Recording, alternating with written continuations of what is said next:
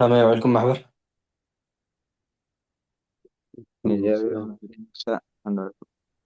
እግዚአብሔር ይመስገን።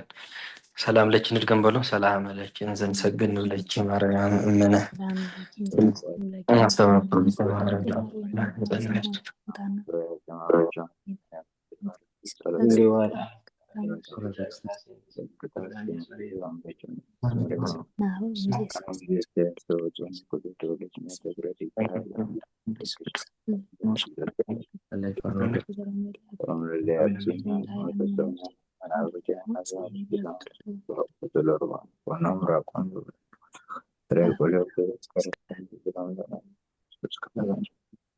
መንፈስ ቅዱስ አሐዱ አምላክ መሐሪ አምላክ የማረና ተሳለ አምላክ መጸጋ መንፈስ ቅዱስ የወርደና በረከትና የእመቤታችን እና የመላእክት ጻድቃን ሰማዕታት ይክፈልና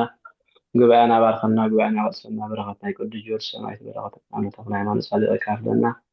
ንመምህርና ዕድመን ጠናን ሰላም ፍቅርን አስበሊቃውንት ቦታት ነው ፍቅርና ንዓና ድማ ከምቲ ሰላም ጀመረና ሰላም የፈጽመና ንበል አቡነ ዘበሰማያት አቡነ ዘበሰማያት ቅዱስ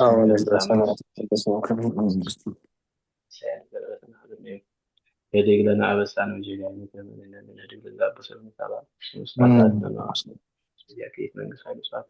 بسكرنا ذلك ما نفس الأمر شيء دينجل ولنا شو دينجل بس قاعد في إقداري الصلاة والسلام عليه شو لقطة أنت إيمان السوء في كسر تفسير سيدنا تسجل ذاك يوم سيشرب سيدنا مثلا بنتيانا وكل شيء يسوع كريستوس كما يسرنا تعرف من بقى نبياتنا حوارياتنا مسلم تقوم زغلت لنا مسلم تقوم نقرأ لنا بروح مشات جبرنا አሜን አሜን። አባዎች ጸሎትን ይቀበልና ይፍቴ እግዚአብሔር ታማ ስራታት በረከትና ቅዱስ ጳውሎስ አሁን ሆነታ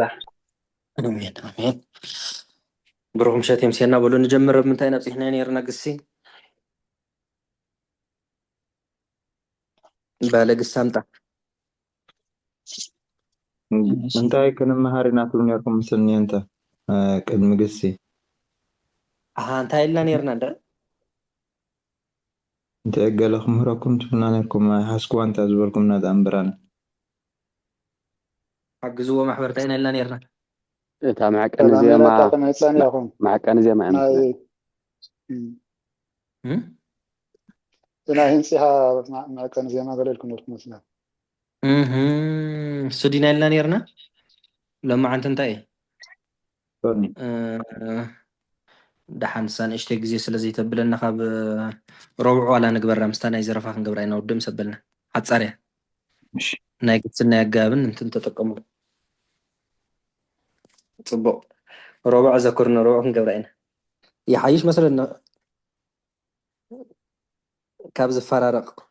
ماشي انت نغيت شيء بسم الله وولد ومنفس قدوس أحد أملاك سهالة سهالة دي سهالة سهالة أبينا وسحنا نيرنا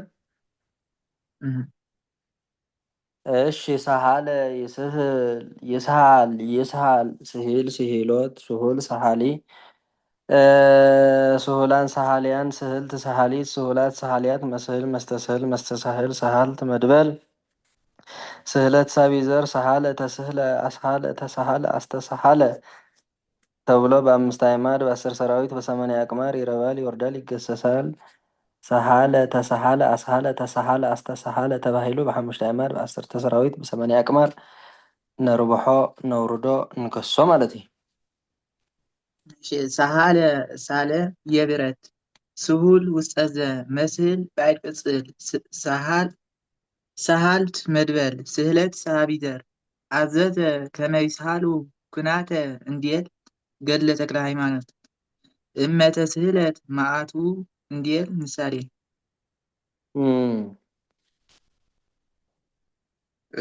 ወዲ አማነት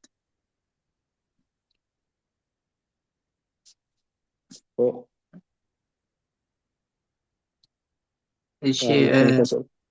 በትግርኛ ያው በቆሜ ሰሓለ በትግርኛ አለ ንዝጎተመ ነገር ማለት እዩ። ምስታ ቅድሚ ኣዚ ርኢና ነበርና ሓደ ድያ ምስታ መፅበለ መረደ ዲል ነር ሓቀ እወ ተመሳሳሊ እወ ሓደ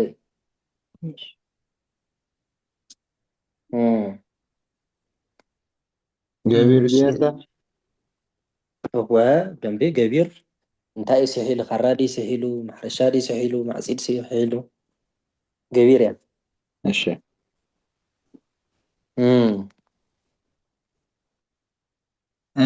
ሳህለለ ደረቀ نقص مالتي سهل لا يسهل يسهل يسهل سهل الو سهل الوت سهلول سهلالي سهلولان سهلاليان سهلت سهلاليت مسهلل مستسهلل مستسهلل سهللت مدبل سهلل تسهلل أسهلل تسهلل أستسهلل እሺ ሳህለለ ደረቀ ወሶበ ሰረቀ ፀሐይ መጽለወ ወየብሰ ወሳህለለ እንዲል ማቴዎስ ወዲ አይነት صبق مع الحنت مكلتين زين كلنا نتني بلنا مسكر يبلنا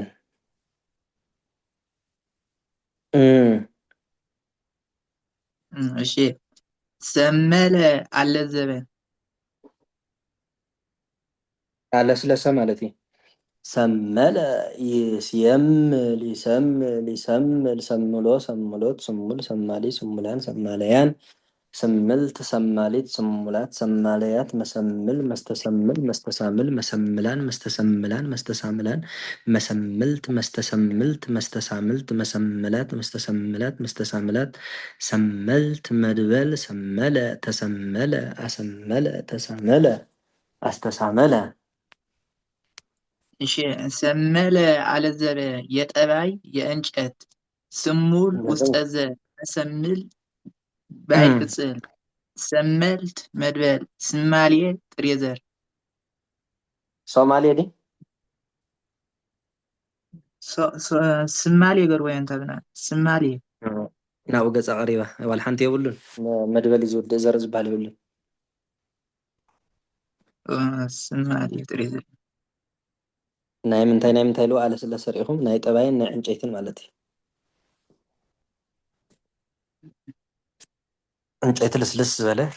ናይ ጠባይ ከዓ ልስልስ ልዝብ ዝበለ ሰብ ምሽ ኣሎ ብጣዕሚ ጠባይ ዘለዎ ማለት እዩ ንኸምኡ እያ ትገልፅ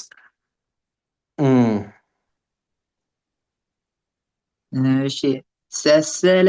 ወገደ ሰሰለ ወገደ ሰሰለ ይስየስል ይሰስል ይሰስል ሰስሎ ሰስሎት ስሱል ሰሳሊ ስሱላን ሰሳለያን ስስልት ሰሳሊት ስሱላት ሰሳለያት መሰስል መስተሰስል መስተሳስል ሰሰልት መድበል ስሳሌ ጥሬ ዘር ሰሰለ ተሰሰለ አሰሰለ ተሳሰለ አስተሳሰለ እሺ ሰሰለ ወገደ ዘይስየስል እምቅድመ ዓይንከ እንዲል ዘጸአት ስሱል ውስጠዘ መሰስል ባዕድ ቅጽል ሰሰልት መድበል ስሳሌ ጥሬ ዘር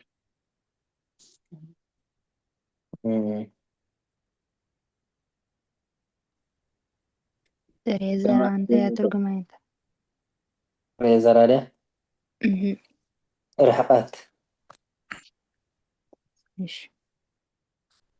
ሰሰለ ወገደ ማለት ረሓቀ ማለት እዩ ጥሬ ዘር ታልኩም እንታ ርሕቀት ምርሓቅ እሺ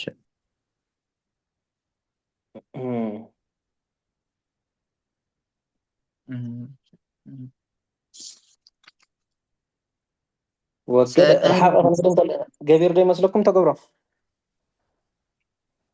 ተገብሮ ተገብሮ ይበል ይበል ሰቀለ ሰቀለ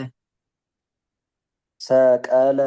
ይሰቅል ይስቅል ይስቅል ሰቂል ሰቂሎት ስቁል ሰቃሊ ስቁላን ሰቃሊያን ስቅልት ሰቃሊት ስቁላት ሰቃሊያት መስቅል መስተስቅል መስተሳቅል መስቅላን መስተስቅላን መስተሳቅላን መስቅልት መስተስቅልት መስተሳቅልት መስቅላት መስተስቅላት መስተሳቅላት መስቀሊ መስቀሊት መስቀልያን መስቀልያት ሰቀልት መድበል ሰቅል ዘመድ ዘር ሰቀላ ጥሬ ዘር ሰቅል ዘመድ ዘር ስቅለት ሳቢዕ ዘር ሰቅሉ ሰቅሉ እውን ካብዚ እዩ ሰቅሉ ሰቀለ እንዲሓቀ ሰቀለ ሰቀለ ምስቃል ባዕድ ዘር እውን ምስቃል መስቀል በዋናነት ካብዚ ማለት እዩ ምስቃል መስቀል ባዕድ ዘር ኣለዎ ክንደይ ውፂና ኣለና ማለት እዩ እስኪ ቁፀር እንዳቆፀርና ንክድ ክንደይ ዘር ኣለዋ እዚኣ ስቅለት ሓደ ሰቅሉ ክልተ ምስቃል መስቀል ሰለስተ ሰቀላ ኣርባዕተ ደቂቃ እወ መስቀሉን እውን ካብዚ እዩ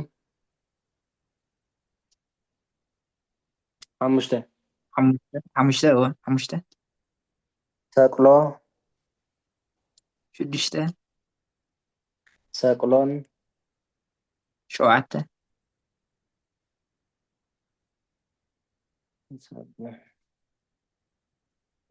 እስኪ ዝተረፈ ሸውዓተ ደቢልና ኣለና ተረፈ እንተሃልዩ ክንሪኦ ኢና ሰቀለ ተሰቅለ ኣስቀለ ተሳቀለ ኣስተሳቀለ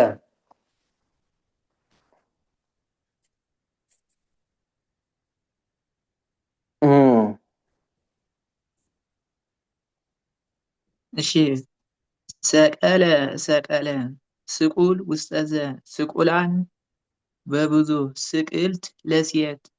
መስቅል መስተስቅል መስተሳቅል ባዕድ ቅጽል ሰቀልት መድበል መስቀሊ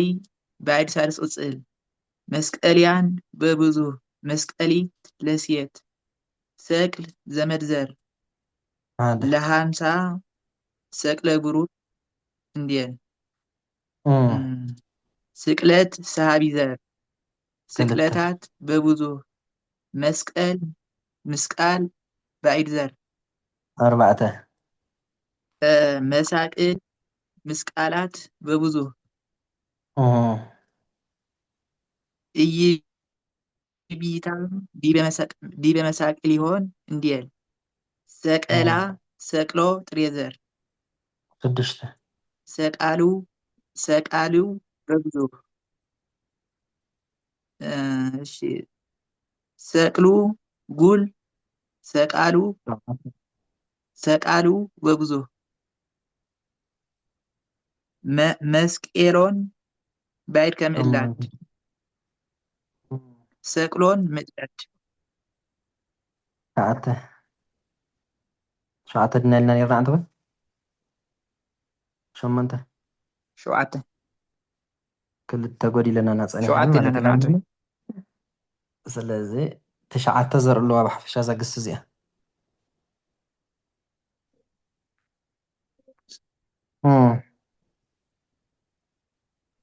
እሺ ሕቶ ተዚሃልዩ ወዲያ ከመሳ ሰቅል የወርቅ ሚዛን ይልዎ ኣለየንታ ከመይ እወ እዚ ወርቂ ዝሽየጠሉ ሚዛን ምሸል ንወርቂ ተምዝን ኣሎ ገዛእ ከለካ እሺ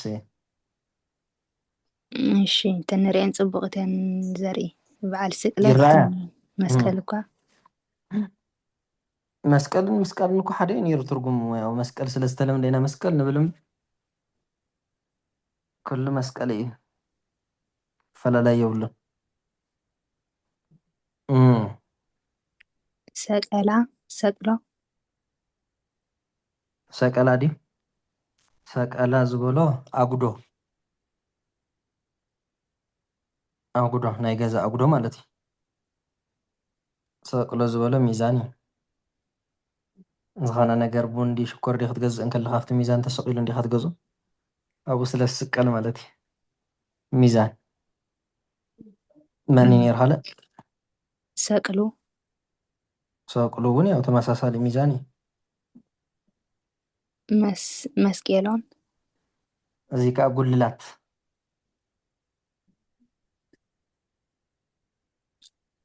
እዚ ናይ ቤተክርስትያን ማለት ድዩ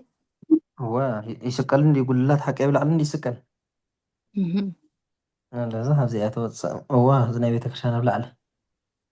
ዝግበር ሰቅሎን ስውን ሚዛን ኣብ ነበርካ ኮይኑ ሰነን ኢና ኣብዚኣ ፅቡቅ ጌርኩም ሓዞ እዚኣ ካብ ምንታይ ወፅያ እንዳበልና ስለንኸይድም ነበር ጉልት ማለት እንታይ ማለት እያ? እንታ ነጊርኩምና ነርኩም ሓደ ግዜ ግን ተሲዐ ጉልት ማለት ዳ በቃ ስቂሉ ብሓደ ተጎሊት እንታይ ኢኻ ተጎሊትካ ተስበ ተንቀሳቀስ ይባል ይሓቂ ጉልት ዝበለ ዘይዝርዝር ማለት እዩ በቃ ንኣብነት ተገብሮ ኮይኑሲ በቃ ካብኡ ክንቀሳቀስ ዘይኽእል ናብ ገቢር ክቅይር ዘይኽእል ማለት እዩ መን እያ ጉልቲ ኢላ ዘላ ሰቅሎ በቃ እሳስ ከም ዘላታ ኢኻ ክትቅየር ኣይትኽእልን እያ በቃ ከምዚ ርስቲ ጉልቲ ዝበሃል ነገር ምሽ ኣሎ ርስትን ጉልትን ሕጂ ከናውፀካ ዝኽእል የለን ካብ ናትካ ክወስዶ ዝኽእል ሰብ የለን ናይ ባዕልኻ እዩ እና ጉልቲ ማለት ካብ ብቕንየ መንገዲ ክረአ እንከሎ በቃ ተጎሊቱ ሱቕ ዝበለ ካብቲ ዘለዎ ናብ ካልእ ንባብ ክቅይር ዘይኽእል ማለት እዩ ካብ ተገብሮ ናብ ገቢር ክቅይር ዘይኽእል ماشي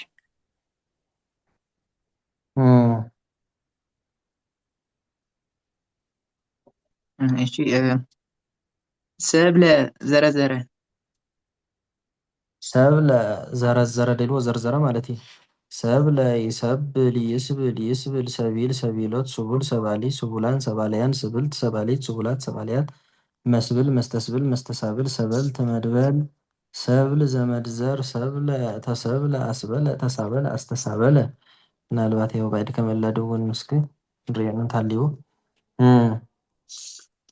እሺ ሰብለ ዘረዘረ ሰገም እንዘይስብል እንዴል ሰገም እንበለ ይሰብል ያንታ ይስብል እንበለ ምንታይ ዲ ሓውካ ኣብ ዘንዳ አንቀጽ ዝኸውን እንበለ ይስብል هو እንበለ ይስብል እሺ ስሁል ውስጠ ዘ መስብል ባዕድ ቅጽል ሰበልት መድበል ሰብል ዘመድዘር መስበልት ባዕድ ከምዕላድ መሳብልት በብዙ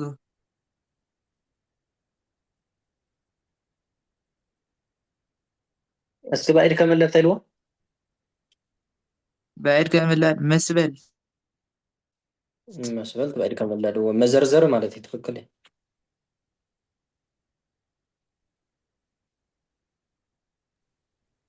ዘመድዘሩ ሰብል ሰብል ያው ፍዓዕ ዝበሃል ትፈልጥዎ ዶ ትኾን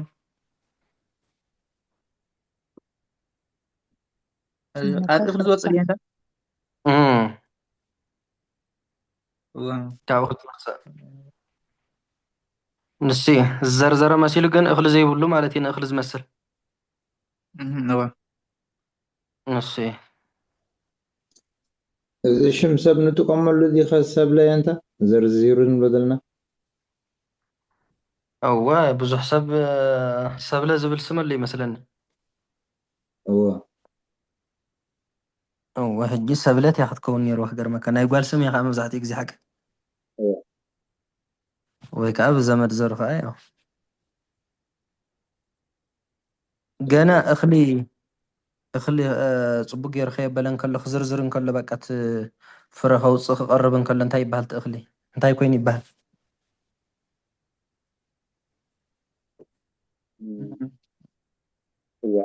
እንተ ዕብ ገሊኡ እምበር ሸዊቱ ክሽውት ቀሪቡ ዲኻ ትብሎ እንታይ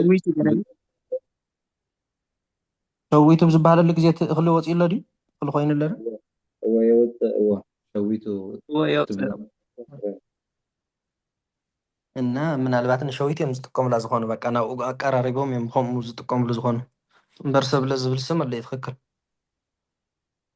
ብኣንቀፁ እንተኮይኑ ንወዲ እዩ ብዘመድ ዘሩ እንተኮይኑ ኸ ሰብለ ወንጌል ገለሊ ዝመፅእ ሰብለ ትበሃል ኮይና ሰብለ ወንጌል ዳ ምንታይ ኢና ክንብላ ናይ ወንጌል ሸዊት ማለት እዩ በቃ ከምዚ ንብሎ ዘለና ይኸውን ነቲ ሰብልስ ሸዊት ኢልና ክንትርጉሞ ሰብለ ዝበሃል ኣስማትና ኣሎ ነታ ብዙሕ ዓይነት ፈልጦ ሰብለ ኣስማት ናይ ወለድ ማለት በይኑ ማለት እዩ ርእሱ ዝኻለ በይኑ ሰብለት ይበሃል بقى زورو نفتا زمد زرينا خنمص بناي مصحف فاتحة قنيعካ مفتاح لمود ስለ ዝኾነ ካብ ፈዓዕ ምባል ሸዊት ናብ ዝብል ትርጉም ኣቕኒዕካ እንተተተርጎመ ይበልፅ ብገቢር ማለት እዩ ሰብ ሌሎም ብገቢር እዮም ዝፅውዕዎ ዘለዉ ትርጉሙ ከዓ ካብ ሸዊት ዝሓልፍ ኣይመስለኒ ካልእ ቋንቋ ብትግርኛ እንተዘይሃልይዎ የኔታ በቲ ባይዲ ከምእላዶ በምሓርኛ እንታይ ይበሃል ስእሊ እዩ እንታይ ዝበሎ መስበል ማዘርዘርያ መስበልቲ ድዩ ማዘርዘርያ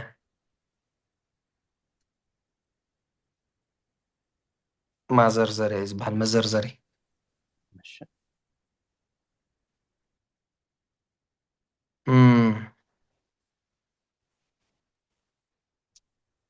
እሺ ሰንሰለ አያያዘ ሰንሰለ አያያዘ አተሓሓዘ ማለት እዚ ከዓ ንሰንሰለት ሰንሰለ ይሰነስል ይሰንስል ይሰንስል ሰንስሎ ሰንስሎት ሰንሱል ሰንሳሊ ሰንሱላን ሰንሳለያን ሰንስልት ሰንሳሊት ሰንሱላት ሰንሳለያት መሰንስል መስተሰንስል መስተሰናስል ሰንሰልት መድበል ያው ዘመድ ዘር እውን ሰናስል ዝብል ይህልዎ ኸውን እዩ ሰንሰለ ተሰንሰለ አሰንሰለ ተሰናሰለ አስተሰናሰለ እሺ ሰንሰለ አያያዘ አቆራኒ እሺ ስንሱል ውስጠዘ መሰንስል ባዕድ ቅጽል ሰንሰልት መድበል ሰንሳልየ ጥሬዘር ሰናስል ዘመድዘር እለም ቁሃን እደዊሆሙ በሰናስል እንዲል ኢዮብ ሰናስላት በብዙህ ብሰንሰለት ኢዶም ዝተኣስሩ ማለት እዩ እለም ቁሃን እሱራን ማለት እየን ጣም ቁሃን ዝተኣስሩ ያው ሳድስ ቅጽል ብኣንቀጽ ክፍታሕ ይኽእል ለምቁሃን ኢልካ ዝተኣስሩ ኢልካ ምፍታሕ ትኽእል ኢኻ ዝተኣስሩ ማለት እዩ እሙር ኢልካስ ኣወቀ ክትብል ትኽእል ኢኻ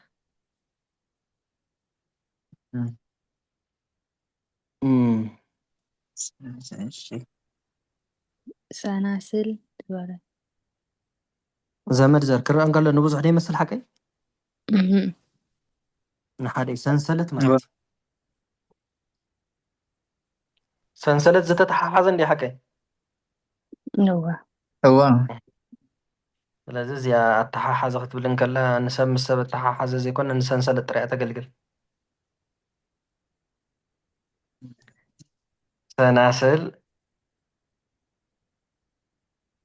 ሰናስል ጉባኤ ቃና ተሰንሰለት ሰናስል ጉባኤ ቃና ተሰንሰለት በምስጢር ሰናስል ክትብሉ ትኽእሉ ኢኹም ተሰንሰለት ጉባኤ ቃና ሰብ ብምስጢር ሰንሰለት እንታይ ተገይራ ተተሓሒዛ ብምሳሌ ናብ ካልእ ክንወስዶ ንኽእል ኢና ግን ኣተሓሓዘኒ ዝብል ግን ናብታ ናይ ሰንሰለት ትርጉም እዩ ዘምፀና ጥሬዘር ከለዎ ድዩ እንተ ጥሬዘር የብሉን ፅሒፉሉ ድዩ ሰንሳሌ ኢለውሎ የብሉን ጥሬዘር አልወጡ እሺ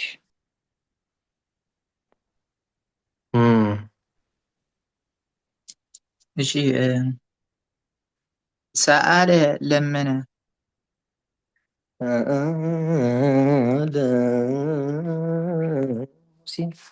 ሰአለ ይስእል ይስአል ይስአል ስኢል ስኢሎት ስኡል ሰአሊ ስኡላን ሰአልያን ስእልት ሰአሊት ስኡላት ሰአለያት መስእል መስተስእል መስተሳእል ሰአልት መድበል ስእል ዘመድ ዘር ስእለት ሳቢ ዘር ሰአለ ተስእለ አስአለ ተሰአለ አስተሰአለ ሰአለ ዲ መስአለ እውን መስአለ ምስጋድ ዝብል ኣሎ ሰአለ ተስእለ አስአለ ተሰአለ አስተሰአለ ሰላም ለች ቅድስት ቤተክርስቲያን መስአለ ምስጋድ ምጥባሕ ስጋ ሁሉ ወልድ ቤተክርስቲያን ክንሳለም ከለና እንዳኣተና ንፅልዮ ጸሎት ማለት እዩ እሺ ሰአለ ለመነ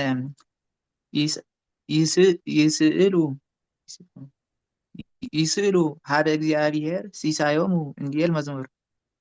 ስኡል ውስጠ ስኡላን በብዙ ስእልት ለሴት ስኡላት በብዙ መስእል መስተስእል ባዕድ ቅጽል ሰአልት መድበል ስእለት ሰሃቢ ዘር ስእል ዘመድ ዘር ስእላት በብዙህ ንሳ ግንፋለ ወሰአል ውስቴቱ ንሳ እሺ ንሳ ግንፋለ ወሰአል ውስቴቱ ሃገረ ኢየሩሳሌም ሳለ ሳለ ሪኦም ብምስክር ከምዚኣ ትወፅእ እሺ አሰረ እዴሁ ውስተ ኮክ ተስእለ ቀረጸ አሰረ እዲሁ አሰረ እዲሁ አሰረ እዴሁ ውስተ ኮክ ተስእለ ቀረጸ ስንክሳር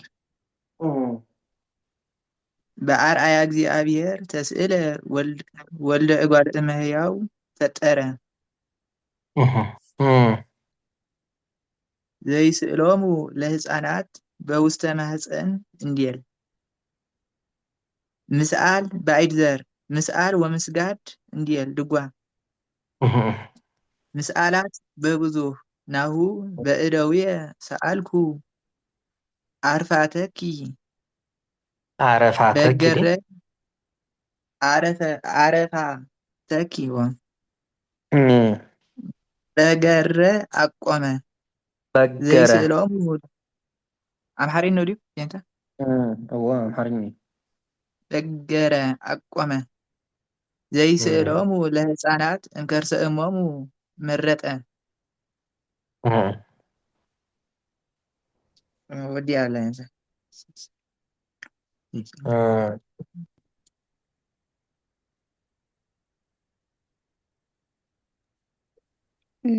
ዘመዞር ግን የንታ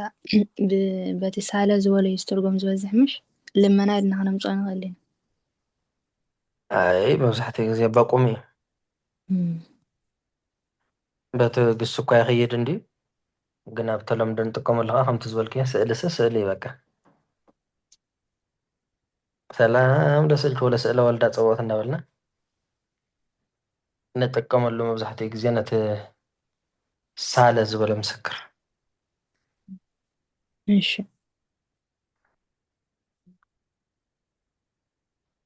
የነታ ስለዚያ መስእል መስተስእል መስተሳእል ዘይብልና ባዕድ ቅፅል ኣይበልና ዲና ምናልባት ኣለዎ ባዕድ ቅፅል ዘይብሉ ደስ የለን ኖ እምበር መስእል መስተስእል ጥራያ ትብል መስተሳእልሲ ኣይተፃሕፈትን እንዲ እወ ያው እንድሕር እሱ ተፃሒፉስ ናይ መምህር ስራሕ ዋላ ሓንቲ ኮንቲ እዩ ዝኸውን ዘሎ ማለት እዩ ሓደ ግዜ ከምኡ ዝግበር ዝተረፈ መምህር ይመላእ እዮ ማለት እዩ እምበር ተኣትያ እታ መስተሳእል ምሽ ወይለ ብደንቢ ባዕድ ቅፅል ኩሉ ግዜ ሰለስተ እዩ ኣና ገለ ደፍል ይሃልዎ ከፀንሐሽ መብዛሕትኡ እኮ ኣይፅሑፍን እኮ ኩሉ እኮ ይፀሓፍን እስኪ እንዳስተውዓልኩም ኪዱ ጅምር እዩ ዘብል ሕልፍ ሓደ ሓደ ይመርዋ መብዛሕትኡ የቋርፆ እዩ እሺ ግንፋል እንታይ እንታ ጡብና ዝበሃል ጡብና ዝበሃል ሓቂ ብሊኮት ዝመስል ንሽተ ቅድሚ ሕጂ ተዛሪብናሉ ነርና መስለኒ ንሳእ ግንፋለ ዲልዎ ዘሎ እዋ ንሳእ ግንፋለ ኢሉ ወሰአል ውስቴቱ ሃገረ ኢየሩሳሌም ወሰአል ውስቴቱ ሃገረ ኢየሩሳሌም ኢሉ እንታይ ኢልዎ ምስክር ሳለ ኢልዎ ጡብና ውሰድና በዛ ውስጥ የኢየሩሳሌም ሀገርን ሳል ማለት እዩ ጡብና ወሲድካስ ጡብና ፈሊጥኩም ኣለኹም ዶ ትኾኑ ጡብ እዩ ዝበሃል ይመስለኒ ጡብ እዩ ዝበሃል ሓቀ ጡብ ይበሃል ጡብ ዲ ዝበሃል ጡብ እቲ ቀይሕ ብሊኮት ዲ ትናሹ ትኽክል ጦብዋ ጦብ ዲ ዝበሃል ጡብ ዝበሃል እዩ ጡብ ምስ ዶ እንደመስ እና እንታይ ማለት እዩ ጡብ ውሰድ እሞ ኣብቲ ውሽጢ ከዓ ንኢየሩሳሌም ንናይ ኢየሩሳሌም ሃገር እንታይ ግበራ ሰኣላ እዩ ዝብል ዘሎ ስለዚ ንሳእ እንታይ ይኸውን ኣሎሞ እዮም ጡብና ውሰድና ኢና ንፈትሓ ዘለና በወይ ፈዘዝ ፍልፍልዎ ዘተርሰ ኣፍዛዥ ማለት እዩ ብወይ ፈዘዝ ኣንቀጽ የኔታ ምስአል ማለት እዩ ምስአል ባይድዛ መለመኒ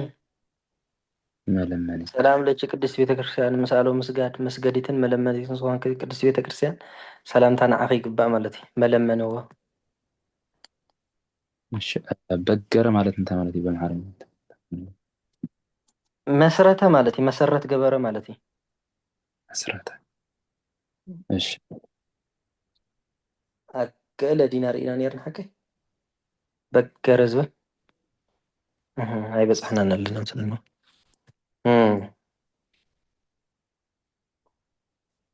እሺ ሰከለ አፈራ አፈራ ኣፈራ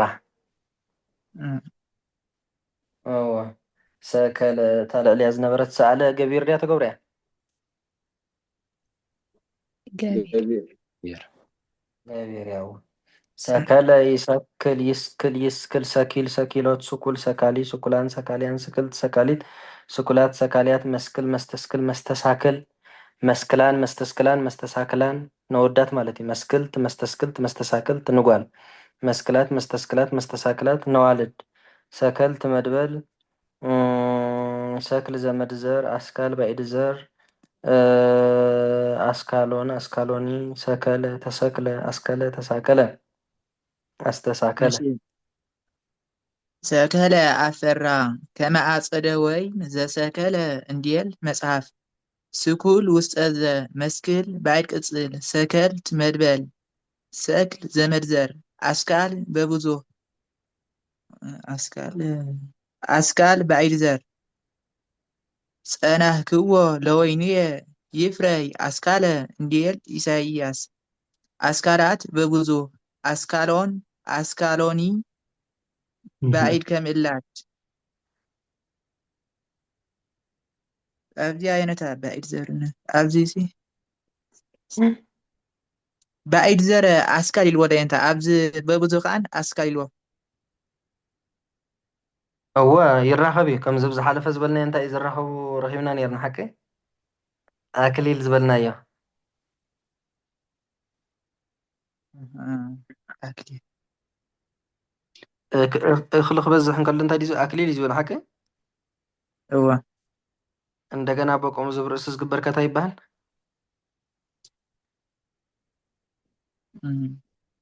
ኣክሊል ይበሃል ሓቂ ግን እቲ ናይ ብዙሕን እቲ ናይ ሓደንስ ኣክሊል ብንባብ ተራኺቡሎ ማለት እዩ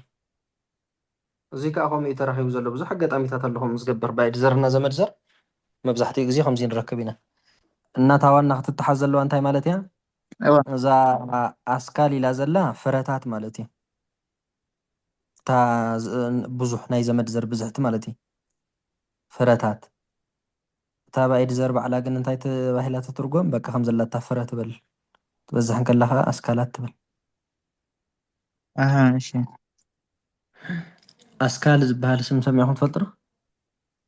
ኣስካለ ኣስካላት ትባል ነራ ሓንስ ኣስካላ ናይ ጓል እያ ኣስካሉ እዮም ዝብላ ናብሉ ብላ መስለኒ ኣስካሉ ኣስካሉ ኣስካሉ ወይ ኣስካሉ ማለት እኮ ሪኹም ብጣዕሚ ዝገርም እኮ እዩ ፍሩኡ ማለት እኮ እዩ የንተ ኣስካል ዝበሃሉ ነይሮም ሊቅ መምህር ቃ ናይ ትግራይ ኣብ ዝቐረባ ግዜ ዝሞቱ ማለት እዩ ናይ ቅኔ መምህር እና ኣስካል ዝብል ስም እውን ኣሎ ሓደ ሓደ ግዜ ይርከብ እዩ ኣስካለ ከየነታ ኣስካለ ማርያም ኣስካለ ማርያም ኣስካለ ማርያም ክባሃል ሰሚዕኹም ትፈልጡ ኣስካለ ዛ ሰሚዑ ኣለኹ ነይሩ ሓደ ዝፈልጡ ኣስካለ ሽሙ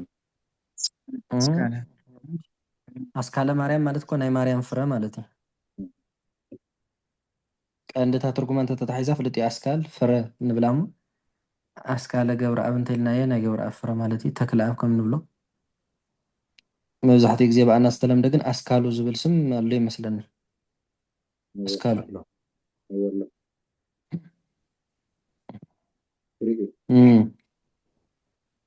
ኣስካሉን ኣስካላን ወላ ሓንቲ ኣፈላላይ የብሉን ኣስካሉ ነቲ ወዲ ዝርዝር ኣስካላ ከዓ ነታ ጓል ዝርዝር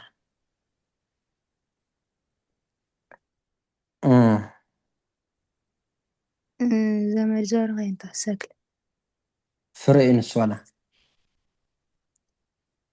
ባይድ ከም እላትካ ባይድ ከም እለድ ኣስካሎን ዝበለ ድያ ኣስካሎን ኣስካሎኒ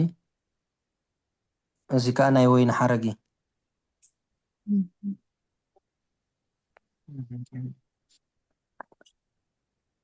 ኣስካሎን ኣስካሎኒ ናይ ወይኒ ሓረግ ይብሎ ኣብዚ ትንክፍ ተብሉ ኣብ ነባር ከዓ ስርፅ እንዳበልኩም ትኸዱ ማለት መብዛሕትኦም ዝረኣኹሞ ብነባር ስለ ዝርከብ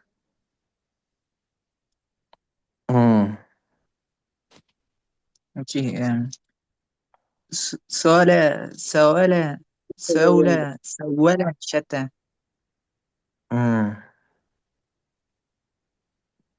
قصل سياسي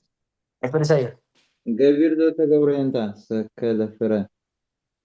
ናይ ማለት عفر عليه ሰከለ እምበር أو أفرا እንታይ ትመስለኩም ገቢር ነው ሰከለ እንዲያ ዘለ ሓቀይ እስከም ጽዋ ገቢር ጌርኩም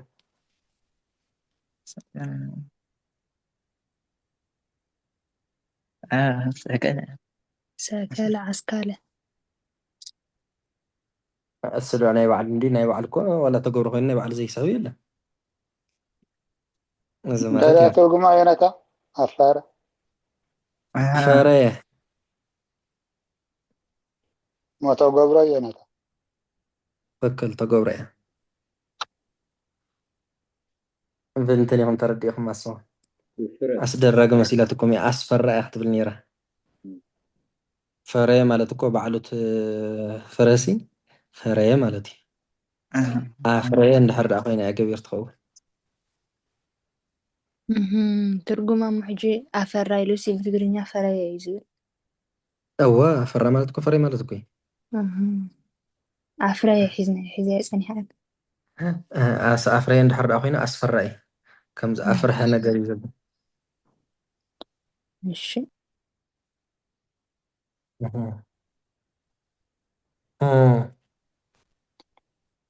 እሺ ሶለ ሰወለ ሰውለ ሰወለ ሸተ ሸወተ ማለት እዚ ከዓ ያው ዋናኣ ሰወለ ዝበለት እያ ሰወለ ይሰውል ይስውል ይስውል ሰዊል ሰዊሎት ስውል ሰዋሊ ስውላን ሰዋልያን ስውልት ሰዋሊት ስውላት ሰዋልያት መሰውል መስተሰውል መስተሰውል ሰወልት መድበል ሶለ ሰወለ ዝሶለ አመሊ ሰወለ ተሰውለ አስወለ ተሳወለ አስተሳወለ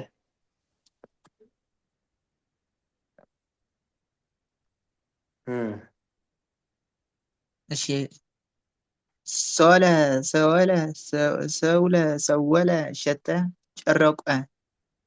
ስውል ውስጥ ዘ መሰውል ባዕድ ቅጽል ሰወልት መድበል ሰወል ዘመድዘር አስዋል በብዙ ዘመድዘር እኮ አገኘት ይኸውልህ ሰወል በቀተለ የነታ ተንግር ሰወል ዝበለ ቀተለ ሰወለ ቀተለ ዋና ሰወለ ዝበለ ንዓመለ ይገሰስ ተባሂሉ ይስየውል ይሰውል ይሰውል ሰውሎ ሰውሎት እንዳበለ ይግሰስ ማለት እዩ መንገሪታ የንተ እንድሕር ተባሂላ ግን ታ ሰወለ ዝበለት እያ ቀተለ ቤት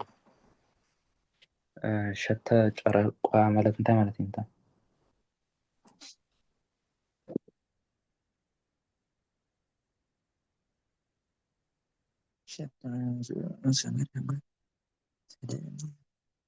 እንታይ ዝበለ ጨረቋ ማለት እንታይ ማለት ረቋ ማለት ያው ሸወተ ማለት እዩ እንታይ ወንበር ሒዝና ኣለና እዚ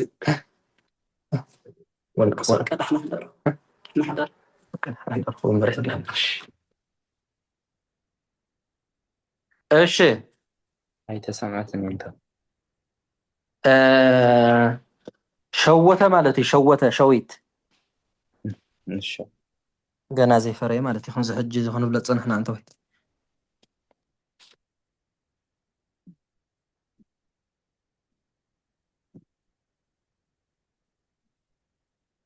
ሸተ ማለት ሸወተ ማለት እዩ።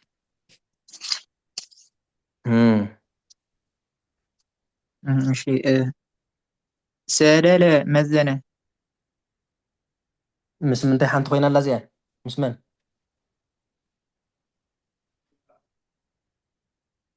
መዘነ ትብሪ ኢና ነርና ዲራና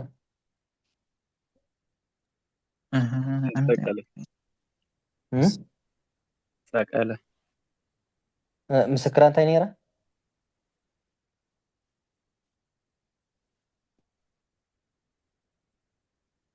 ሰቅሎ ዲ ምፅዋ ቅድም ኢና ኩና ርኢና ነርና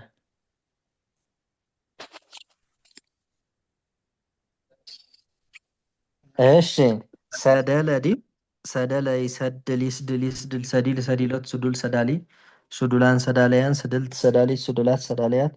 መስድል መስተስድል መስተሳድል ሰደልት መድበል ሰደለ ተሰድለ አስደለ ተሳደለ አስተሳደለ ብዘሪኡ ተራኺቡ ነይሩ መስለኒ በዓል መስቀሎን ገሌና ርኢና ነርና መስለኒ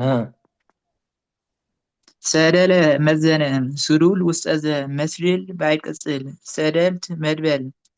ስድሉ ስድሉ ጉል ሰዳሉ በብዙ ሰድሉ ሰድሉ ጉል ሰዳሉ በብዙ ስድለት ሰሃቢ ዘር ካብ ዘመድ ዘሪ ኣኽለይ እንትን የብሉ ሳቢ ዘር የብሉ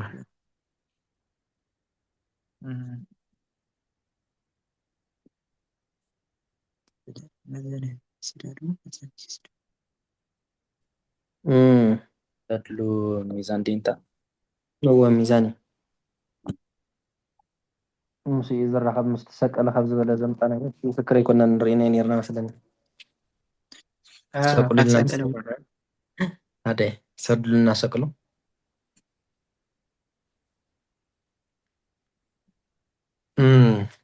بقول هو نيجي يعني تازي سد اللي زلون ولا ناش كور قالين كل ميزان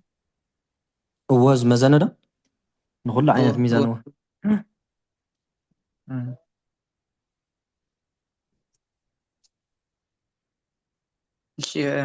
سجلت أنا قالة سجل يسجل يسجل يسجل سجيل سجيلات سجول سجالي سجلان سجاليان سجلت سجاليت سجلات سجاليات مسجل مستسجل مستساجل مسجلان مستسجلان مستساجلان مسجلت مستسجلت مستساجلت مسجلات مستسجلات مستساجلات سجل دي حقي سجلت سجلة سجل سجل تسجل أسجل تساجل أستساجل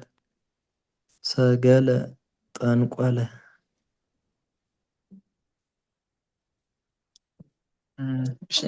سجلت أنا قالة سجول وستأذ مسجل بعد قصل مسجلان ببزو مسجلان بعوات مسجلان دي مسجلان أمارة مسجلان مسجلان بعواف بعواف زتنقلو مالتي سجلت مدبل سجل زمدزر انقلا سجل وستعف نقوس أوقع سجل زبلسي ካብ ጠንቆለ ብተወሳኺ ፈለጠ ዝብል ትርጉም እውን ኣለዎ ልክዕ ከም ኣይእመረ ማለት እዩ እሺ ሰግላ ጥሬዘር ሰጋሉ በብዙ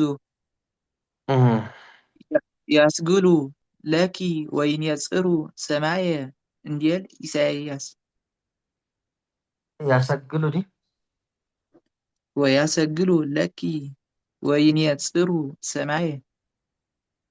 ወይን የጽሩ ሰማየ ወደ ሰማይ እያዩ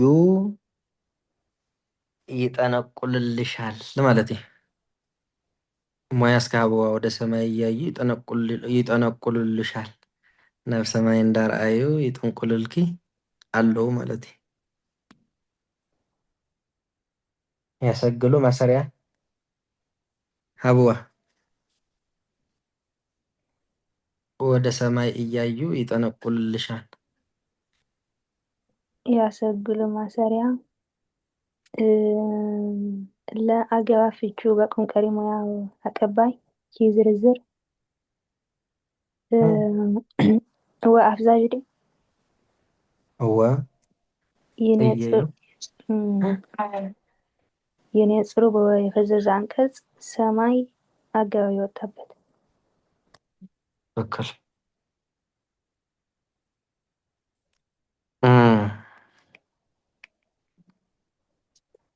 እሺ ሕቶ ተናልዩ ሰፈለ መጣ ስጠና አስከባብሊ ሰግዳ እንታይ የንታ ሳግላ በቆሙ እዚ ገረብ ማለት ዲ ገረብ እወ ትፈልጦ ወደ ሳግላ ዝበሃል ሽሙ ሰሜን አንሰር هو ከባዚ ገለማስቲካ ሰለስተ ፕሮግራም ፀባናቱ ብዘይ ዝኾነ እዮም ፅኦና ብዚ ንመጠንቆሊ ገለ ይጥቀሙሉ ይኾኑ እዮም ጠንቆልቲ እንተሃሪምካያት ናብቲ ገረብ ፀባ ውፅእ ይመስለኒ ፀባ የውፅእ هو ከም ቆልቋል ነገር እዩ ማለት እዩ በቃሊ ማለት እዩ ወቲ ግን ከምዚ ትሕይቆ ትኽእል ኢኻ ከምዚ እክብ ኣቢልካ مثلا ፀባ ነክስ ይመስል ማስቲካ ዓይነት ናይ ቆልቋል እንታይ እንጂ ኣሲድ እንጂ ናይ ቆልቋል ኣሲድ እዩ ፅላል ገለ ኣለዎ ድዩ ሳግላ ፈልጦ እኮ ንኸውን እዩ ቆሮና ዘይግፍሕ ዝበለ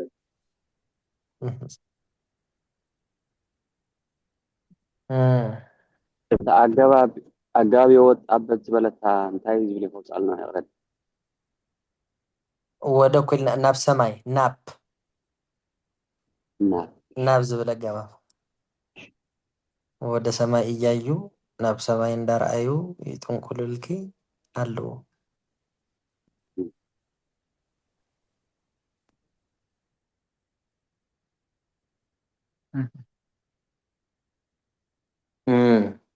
ዘመድ ዘራ እሺ ሰገል ዝብልካ ሰገልዲ ጥንቆላ ይስኻ ዘመድ ዘሩ ጥንቆላ እዚ ሰብኣ ሰገል ንብሎ ሲንታ ካብቲ ኣወቀ ኣውፂና ዶ ንኸውን ዋላስ ሰብ ጥበብ ኢልና ኢና ንትርጉሞ ይመስለኒ እወ ናይ ፍልጠት ሰብ ጥበብ ማለት እኮ ያው ኣወቀ ብዝበለ እዩ ኣወቀ ማለት ጥበበኛ ኾነ ከም ምባል እዩ ናይ ፍልጠት ሰባት ማለት እዩ እኮ ሰብ ጥበብ ማለት ኣወቀ ብዝበለ እዩ ትኽክል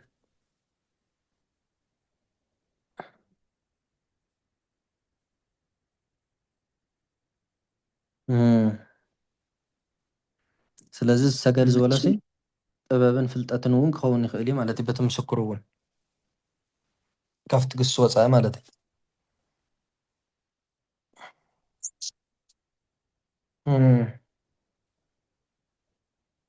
ሰፈለ መታ ሰፈለ ይሰፍል ይስፍል ይስፍል ሰፊል ሰፊሎት ስፉል ሰፋሊ ስፉላን ሰፋልያን ሰፍልቲ ሰፋሊት ስፉላት ሰፋልያት መስፍል መስተስፍል መስተሳፍል ሰፈልት መድበል ሰፊልያ ጥሬ ምእላድ ሰፈለ ተሰፍለ አስፈለ ተሳፈለ አስተሳፈለ እሺ ሰፈለ መታ ቀጠቀጠ የዱቄት የብረት ስፉል ውስጠዘ መስፍል በዓይ ቅጽል ሰፈልት መድበል ሰፊልያ ጥርየ ምዕላድ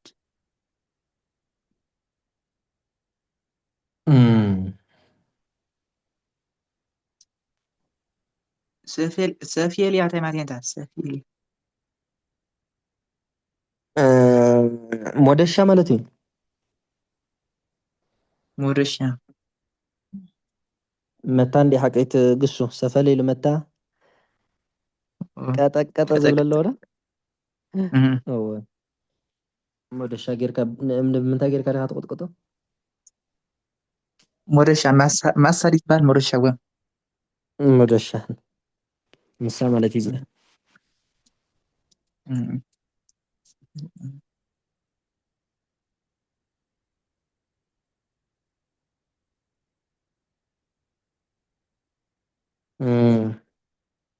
እሺ ረመድ ጠነቆለ የብረት ስፉል ይልወሎ እቲ ሰፈለስ መታ ቀጠቀጠ ዱቄት የብረት ስፉል ይልወሎ እንታይ ክብል ሰብ ናይ ዱቄት ዝበለ ናይ ሕሩጭ ማለት እዩ ሕሩጭ ቅጥቀጥ ድዩ እምበር ቅጥቀጥ ይመስለኒ ግን ናይ ሕሩጭን ናይ ሓፂንን እዩ ዝብል ዘሎ የብረት እሺ ሕሩጭ እኳ ያው ብመደሻ ዝቅጥቀጦ ይመስለኒ ብኢድካ ጌርካ ኢኻ ተብሎ እቲ ናይ ሓፂን ዝበለ ግን እቲ መደሻ ወላ ኩሉ ማለት ድዩ ነቲ ሓሪፍ እወ ነቲ ሕሩጭ ይቅጥቀጥ ዶ ሓሪፍ ንክኸውን እወ ብመደሻ ብመደሻ ከመይ ምኸውን እወ መስኩ ከመይ ዳ ምናልባት ያው ተቐጥቂጡ ክበሃል ተኮይኑ ብበትሪ ጌርካ እኳ ይቅጥቀጥ ይመስለኒ እወ ብዓውዲ ገለ ቅጥቀጥ እንዲሁ ከምዚ እወ ስለዚ ተቐጥቀጠ እቲ ማሕረሻ ነቲ ሓፂን ዝበለ እዩ ዘገልግል እቲ መን ኢኹም መደሻ እቲ ቀጥቀጠ ዝብል ግን ንክልቲኡ እዩ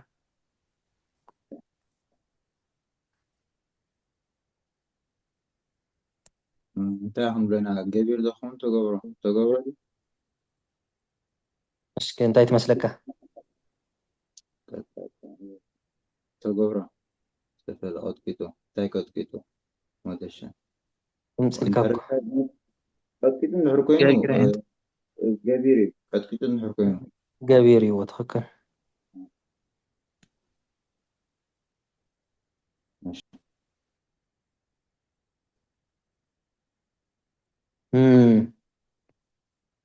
እሺ ረመለ ጠነቆለ ሰገለ ሓንቲ ኮይና ሰገል ወረመለ ኢልኩም ክተምፅኡ ትኽእሉ ኢኹም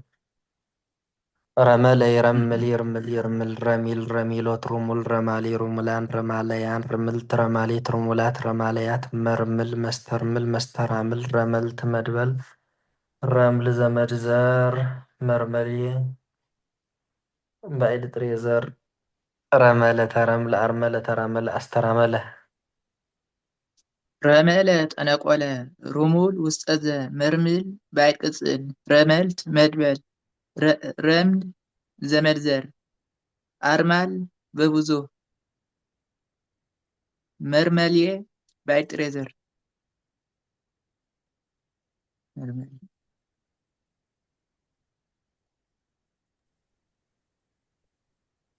ዘመድ ዘሩን ባዕድ ጥረ ዘሩ እንታይ እዩ እንታ ሑፃ እዩ ክልቲኡ ብሑፃ ገይሮም ዝጥንቅሉ ኣለዉ ማለት እዩ ሕፃ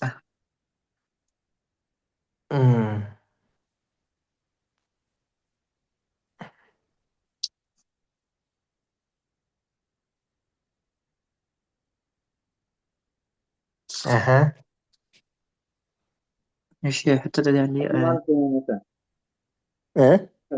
አርማል እዚ በብዙ ጠንቋሎ እንታይ ኢሉ ብዝሕዎ አርማል ኢሉ ረምል ኢሉ አርማል ኢሉ እዋ ሑፃታት ይበሃል ሑፃታት ግን ሑፃ ክረአ እንከሎ ናይ ብዙሕ ስም እዩ ሓቂ እወ ናይ ብዙሕ እዩ ኣብኡ ከሎ ክኽእል ይግባእ ነይሩ ሑፃታት ማለት እዩ ሓፈሽ እዞም ዘይቆፀሩስ ብሓደ ዳርጋ ምፅዋዕ ልምዲ ኣለዎ ከም በዓል ጨው ሽኮር በዓል ካልእ ከመን ኣሎ እዚ ክበሃል እንከሎ ብዙሓት ኮይኖምስ ብሓደ ዝፅውዑ ንኣብነት እኽሊ እውን ንባዕሉ ሓቂ እኽሊ ተሓዋዊሱ ክፍለ ይኽእል ዶ ካብ ምንታይ ማለት ስርናይን ስገምን ድሕሪ ተሓዋዊሱ እዋ ግዜ ሓትት እምበር ይፍለይ እዩ ሑፃ ኸ ሑፃን ሓመድን ናይ ፊኻ ገለ ይፍለይ ዋላስ ማለት እዩ ብመንፊት ገለ ቆምታት ሓዋዊሶም ዘይፍለይ እስኪ ኣንቲ ማይን ዘይትን ማይን ፀባን ገለ ሓንሳብ ሕውስ ተቢልከ ሳኽ ትፈልያ ትኽእልኒ ሓድሓ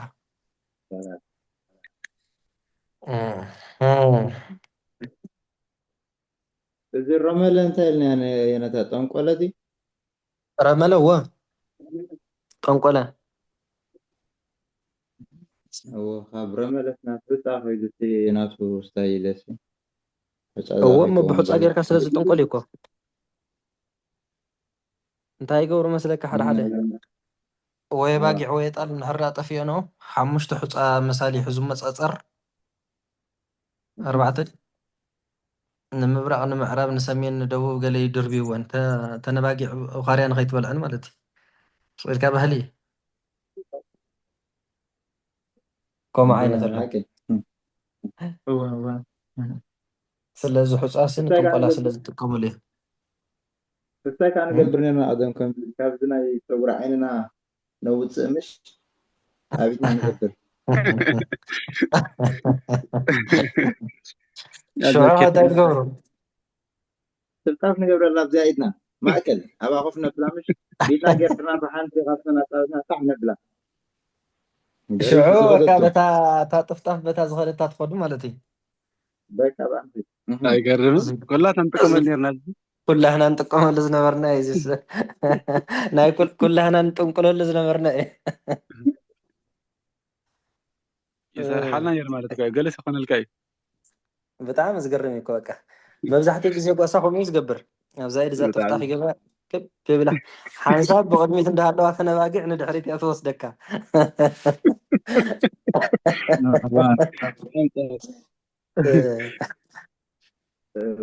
እና ብሑፃ ዝጥቀሙ እውን ኣለዉ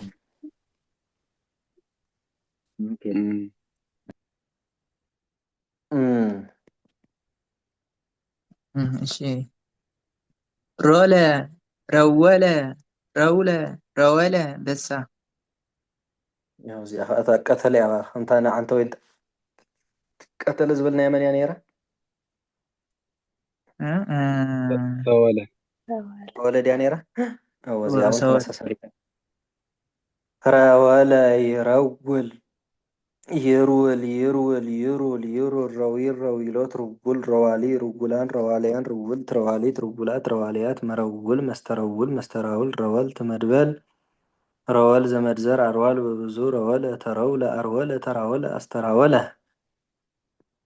ماشي رولا رولا رولا رولا بسا قددا رول وسأذا مرول بعد قصد روالت مدبل روال زمدزر أروال أروال ببزو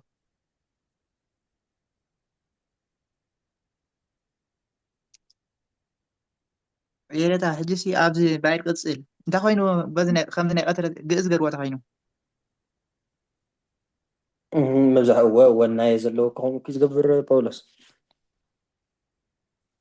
نعم ناي قدس عملي زغيد يترفدو ون ينزلو وسي سجل لنا قبطل جسيس ناس مسجل مستسجل لنا بناي قدس عمله بنيات بعد قصل حكي حدا جزء بعد قصل كاب قتلنا بقدس زخد القطاميتات الله زيجين كم زقبر زلت هو وما أخذ زلتا سادس قصل እንደ ጠበቀት የተኸይድ የኔታ አርዋል ማለት እንታይ ማለት ነው? ኣርዋል መሮ ዝበሃል ትፈልጦ ዶ ትኾኑ? ንኣብነት መንደቕ ዝኾነ ስእሊ ክተብል እንድሕር ዳ ደሊኻ ሰብ ትገብር ተደሊኻ እንዳበለ ዘንኩሎ እንታይ ዝበሃል?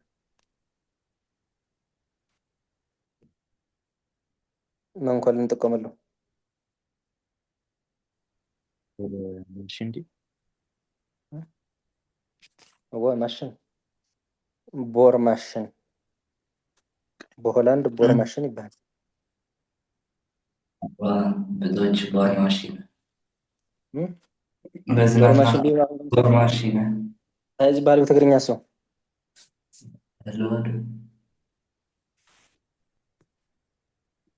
بتقرين على دي على ودي سم ده من البات كي يهلو هوني بحفشا كنت رديكم ولا حاجة هلو ወርዲ كم ግን ንሱ እንተ ደኣ ኮይኑሲ እቲ ቴክኖሎጂ ካብ ቀደም ኣይነበረን እቲ መንኮሊ እዚ ማሽን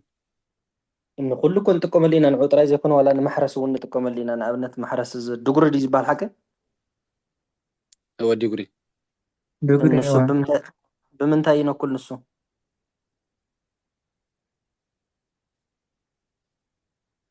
من كل ገለ له መንሃል ኣለዎ من الله هلو أنا بحفش شاسو إن أنا أبنتي اللي تقصلكم زلهم بير مالتي ጽቡቕ از تكنولوجي زمص حج نعود رايز يكون بمودو زنو كل بقى بزخن تقوم لنا خلينا ኦኬ ጽቡቕ ولا أنا مسمار مالتي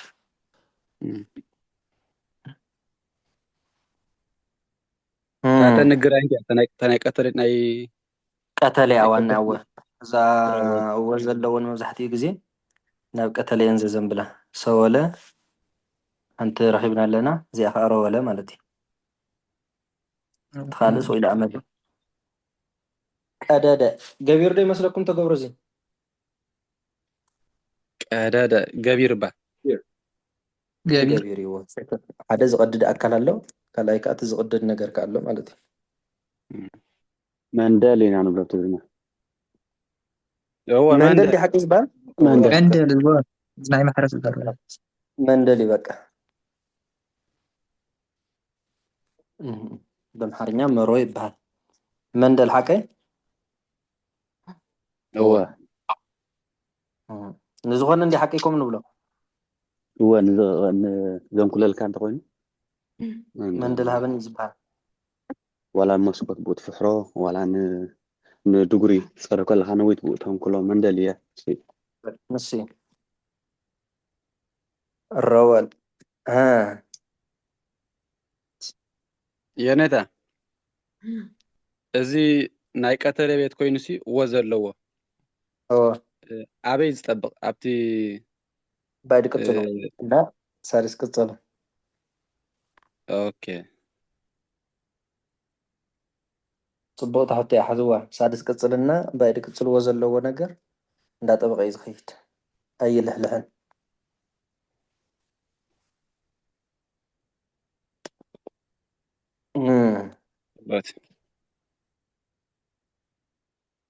ንኸይድ ቀፂላ ዘላ እንታይ እያ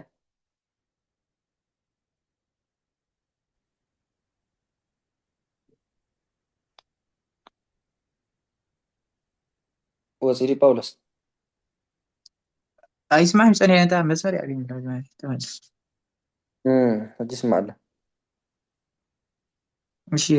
ሮለ እሺ ረገለ ቀዘፈ ጀለበ ማለት እዚ ከዓ ጀልባ እዩ ረገለ ይረግል ይርግል ይርግል ረጊል ረጊሎት ርጉል ረጋሊ ርጉላን ረጋለያን ረግልት ረጋሊት ርጉላት ረጋለያት መርግል መስተርግል መስተራግል ረገልት መድበል ረገለ ተረግለ አርገለ ተራገለ አስተራገለ ረገለ ቀዘፈ ርጉል ውስጠዘ መርግል ባዕድ ቅፅል ረገልት መድበል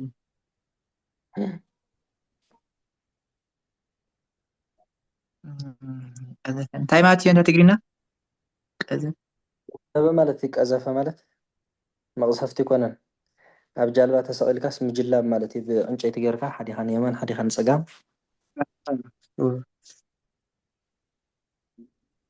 ምጅላብ ማለት እዩ ሕጂ ተኮይኑ ጃልባ ሕጂ ካበይ ትወፅእ ማለት እዩ ጃልባ ክትብል ኮንካ ብግእዝ ገለ ጃልባ ክትብል ተኮንካ ዲ ካብዚኣ እኳ ዞሮ ዞሮ ኣብዚ ብበቂ ገለ ጌርካ ኢኻ ከተውፅኦ ሓፈሻ ግን ኩሉ ግዜ ንጥቀመሉ ግን ሃመር ዝብል እዩ ሃመር መርከብ ከም መርከብ ማለት እዩ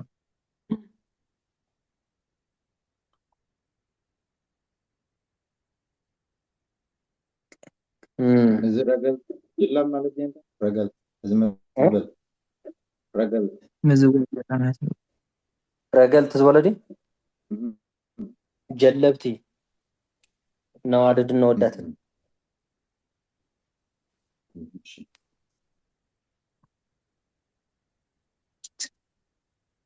مم.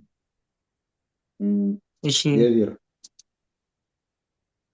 رجال واه بدم كبير رجال همارة ክትብሉ ትኽእሉ ኢኹም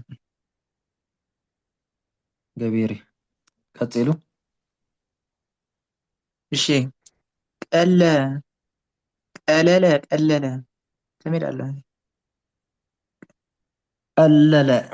ቀለለ ማለት እዚ ከዓ ቀለ ቀለለ ይቀልል ይቅልል ይቅልል ቀሊል ቀሊሎት ቅሉል ቀሊል ስርዋፅ ሕጂ ኢና ረኺብና መስለኒ ክሳብ ሕጂ ኣይረኸብናን ነርና ቅሉል ቀሊል ቅሉል ቀሊል ቀላሊ ቅሉላን ቀሊላን ቀላልያን ቅልልት ቀላል ቀላሊት ቅሉላት ቀሊላት ቀላላት ቀላልያት መቅልል መስተቅልል መስተቃልል ቀለልት መድበል ያው አመል ኣለዎ ገሰት ዋኑ እዚ ቀለ ይብል እሞ ይቀልል ይቅልል ይቅልል ይብል ማለት እዩ ካብኡ ከዓ ይቀልል ኢሉ ያው ይቀል ይቀል ዝብል ነገር ይህልዎ እዩ ኣብኡ ክንሪአና ማለት እዩ መቅለሊ ባይዲ ሳልስ ቅፅል ቀለ ተቀለለ አቅለለ ተቃለለ አስተቃለለ እሺ ቀለ ቀለለ ይቀሉ ምስር እንዲል ቅሉል ቀሊል ውስጥ ዘ ቅልልት ቀላል ለስየት ቅሉል ቀሊል ውስጥ ዘ ቅልልት ቀላል ለስየት ይቀሉ ምስር ዝበልካዮ ያው ፈጥፍ ኣፋጠነ ዝብል ምስክር የብሎ እንዲል ኢልዋ ብናተይ ሲኢኑ ኣይምፅላ ካብ ንስሪ ይቅልጥፉ ንምባል እንዲ ሓሲቡ ነይረስ ከፈይት እሺ መቅልል ባዕድ ቅፅል ቀለልት መድበል መቅለሊ ባዕድ ሳልስ ቅፅል ቅለት ሰሃቢ ዘር እምትደቅ ኣሃቲ ቃል እም ኦሪት ወእም ነቢያት ይቀልል ህልፈተ ሰማይ ወምን ወትፈክል ቃል ካብ ዝሓልፍ ሰማይን ምድርን ክሓልፍ ይቀልል ማለት እዩ እምትደቅ ኣሃቲ ቃል ዲ ካብ እምትደቅ ኣሃቲ ቃል እም ኦሪት ወእም ነቢያት ካብ ነቢያትን ካብ ኦሪትን ሓንቲ ቃል ካብ ትወድቕ ይቀልል ህልፈተ ሰማይ ወምድር ሰማይን ምድርን ክሓልፍ ይቀልል ተሻለ ልወላ ምስክሩ ይሓይሽ ማለት እዩ ሰማይን ምድርን ክሓልፍ ይሓይሽ እሺ በአማን እጹበ ያቀልል አረፈ በአማን እጹበ ያቀልል ናይ መስቀል አቅለሉ ክነፊሆሙ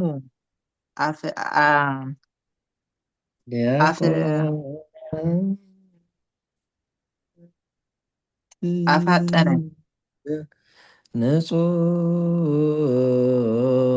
ንጹሃን ኢሉ እንታይ ዝብል እላ አቅለሉ ክነፊሆም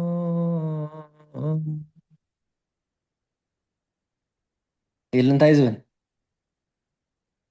ለተቆም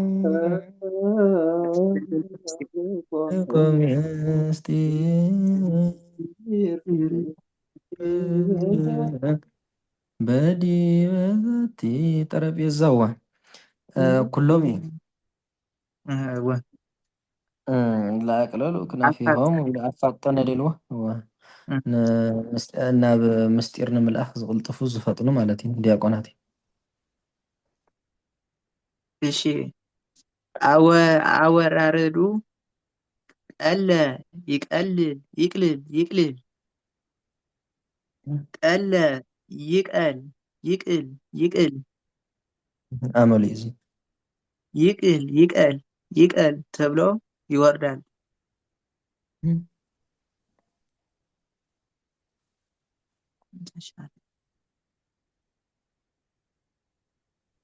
የኔታና እንግዲ ወይስ የነገር ይብኹም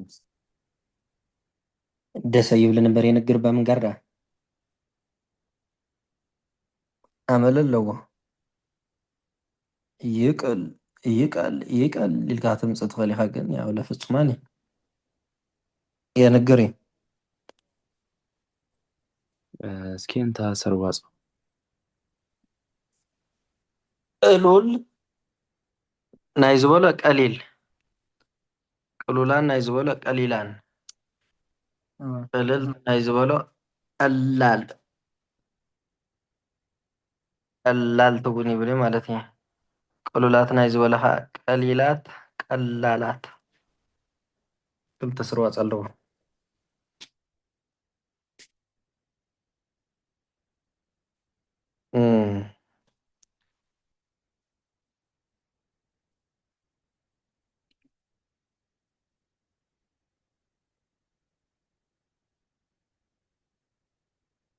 نغيد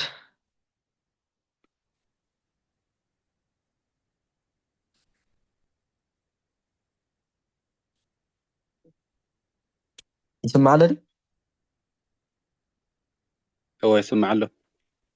يعني انت ابዛ ናይ ኣብዚ ስርዋጹ ኣብ ታቀላል ትጽቀደ ትጠበደ تطبق وبدن بتطبق ግን ትግርኛ ደምሲለ حق እኔ ግን ይጥቀመሉና هو مطبخ طبق ቀላል ይብል እንባቦ ቀላል ይዝብል አዳም ከም ዝብል ማለት እዩ ንቅኔ ግን ብዙሕ ይንጥቀመሉን ኢና አምሓርኛ እውን ኮይኑ ትግርኛ እውን ኮይኑ ናይ ኩሎም ዲ ዝጠብቅ ቁሉል ቀሊል አይደለ ናይ ተጓል ጥራይ ቁሉል ቀሊል ቁሉል ቀሊል አይጠብቁ ንሱ ናይ ተጓል ጥራይ ቀላል እኮ ከምዚ ናይ ስድን ቃል እንጥቀመሉ ነርና ቀላል እዚ ያስቀላል ያፈኳስ ነው የሚባል ሓንቲ ሰበይቲ ሲ ኣብ ዕዳጋ ፀኒሓ ሓደ በዓል ሳይክል እናኸደ ከሎ ተማለኒ ኢላቶ ይባሃል ዋ እሞ ከመይ ገይራ እዛ ሳይክል ክትክእለና ንክልቲ ኢና ኢልዋ እንታ ወዲ ቀላል እኮ ኣነስ ፈኳስ የተማለኒ እንደኢልዋ ኢላቶ ፈኳስን ቀላል እንተኾን ከዳ ኢሉ ገዲፍዋ ኸይዱ ይባሃል ናብዚ ሕጂ ትብሎ ዘለካ ወሲድዎ ትትርጉም እና بتجرينيا نقولين أنت كم اللي مثلاً قلال وأزي هذا قلال يا لحنت جبرة خليه كم بالي هذا فكاسيا هم نورمال بحال نقدر مشلو كومي مزحتي جزين قلنا فتيون يوسدي زي أجن انتنيا نتا فكاس هم تسويت زوالة تزي كونس كم زقس زولا زولا زي حجن قلل نزولا نجاري نشخم نجار سخمي جابر دي نتا ايه جابر دي قلز ولدي لا لا عندي زوز حقي تجبر دي تجبر دم قليلو من قليلو انتين من تمتي ايام سنفتيمو حادي ንኣብነት እጅመንን መን ክንብል ከለና መን የምፅእ ክንብል ከለና እኮ ምስታመን ካልእቲ እንታይ ክትህሉ ኣለዋ ኢና ኢልና ሕጂ ስኻ ሓስባ ዘለካ እንታይ ፈኺሱ ንምባል እንደ ሓሲብካ እንታይ እንተይልካ መን ኣይትብልን ኢኻ መን እንተይልካ እንታይ ኣይትብልን ኢኻ ገቢርካ ንክልቲኡ ዝሓዘ ኢልና እየን هو ገቢር ዳኑ ክልቲኡ ሕጂ እንታይ ቀሊሉ መን ይኸ ቀሊሉ እንደ ዝብል ዘለኹ ሓደ ያ ከም ዝወጮ እንተገልበጥካ ይወጮ እንታይ ቀሊሉን መን ቀሊሉን ትብሎ ዘለካ መልእክትን ሓደ ኢኻ ትዛረብ ዘለካ ንክልተ ይኮነን ፈለጠ ፈኾሰ ፈኺሱ ኢና ንብል ዘለና መን ይፈኺሱ ሕጂ ፈለጠ ኣፈላላይ ኣለዎ ርኢኻ ፈለጠ ምሽልካ ኣለካ መን ይፈሊጡ እንታይ ኢኻ ፈሊጡ እቲ እንታይ ኢኻ ፈሊጡ ሕጂ ነቲ መን እዩ ዘመልክት ዘላ ሓቂ መን ይፈኺሱ እንታይ ኢኻ ፈኺሱ ይበሃል ሓደ ኢኻ ትብል መን ይፈኺሱ ትብሎ ዘለካ ወይ እንታይ ይፈኺሱ ትብሎ ዘለካ ዝብል ትርጉም ስለ ዘስልስ ተገብረ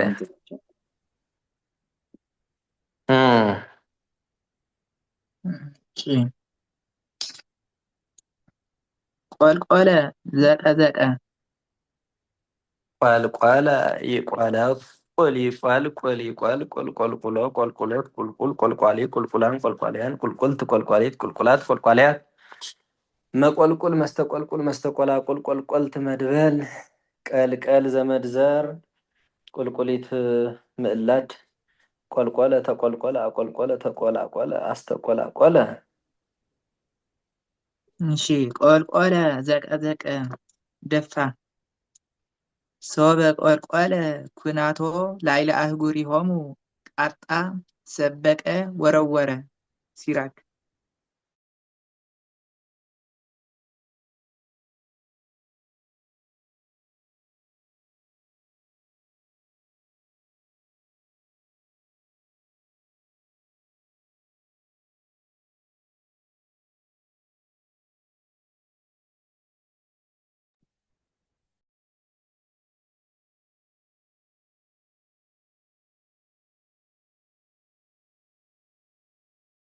ዋሊድ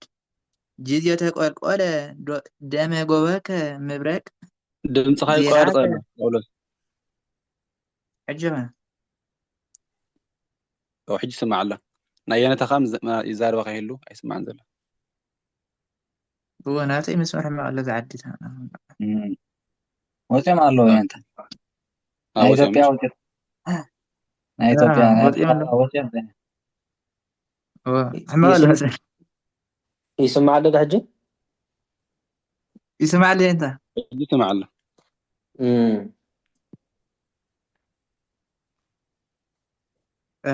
اي سمع صريح ما انت نعي اي سمع اخوها انت تنيو بد حنص قنزل له يكون حتى انتالي ኣይሰማዕናከን ኩላትና ولا انا تدي ولا ناتي ما ካብ ፍርቂ ድሓን ተደግምካ ፀግም የለ እሺ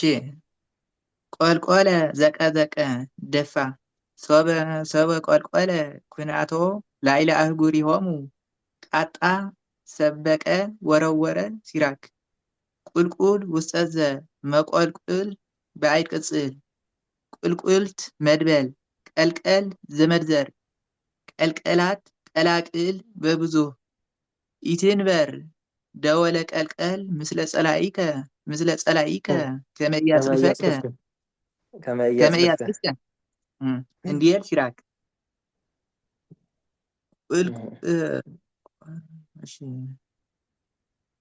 ቁልቁሊት ምዕላድ ወሰቀልዎ ለጴጥሮስ ቁልቁሊተ እንዲል አዋልድ ጊዜ ተቆልቆለ ደመ ጎበከ መብረቅ ዜናከ ተሰምዓ በአረት ወሰር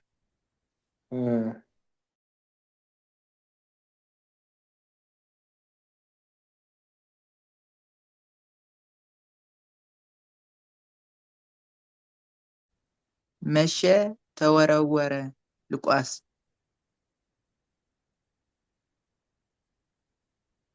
እሺ ረነከ ይመደወ እሺ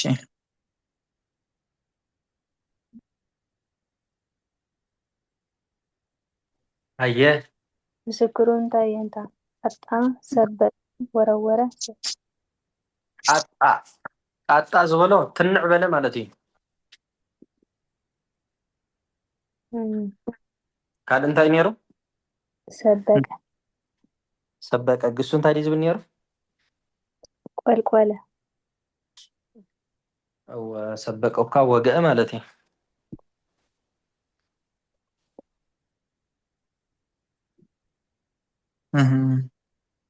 ቆልቆለ እንታይ እንታ ቆልቆለ ዳ ቆልቆለ ንቁልቁለት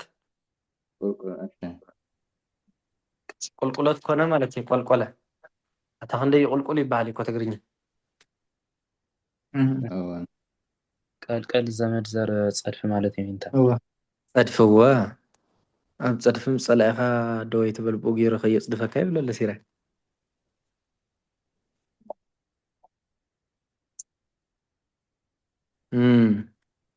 ቁልቁሊት ካን ታሕቲ ማለት ዲ ንቁልቁል ማለት እዩ ጴጥሮስ ዝተሰቕሎ ኣጓላማሽ ትኸውን እያ እዚኣ ቁልቁሊት ኢልኩም ኣጓላማሽ ክትጥቀሙላ ትኽእሉ ኢኹም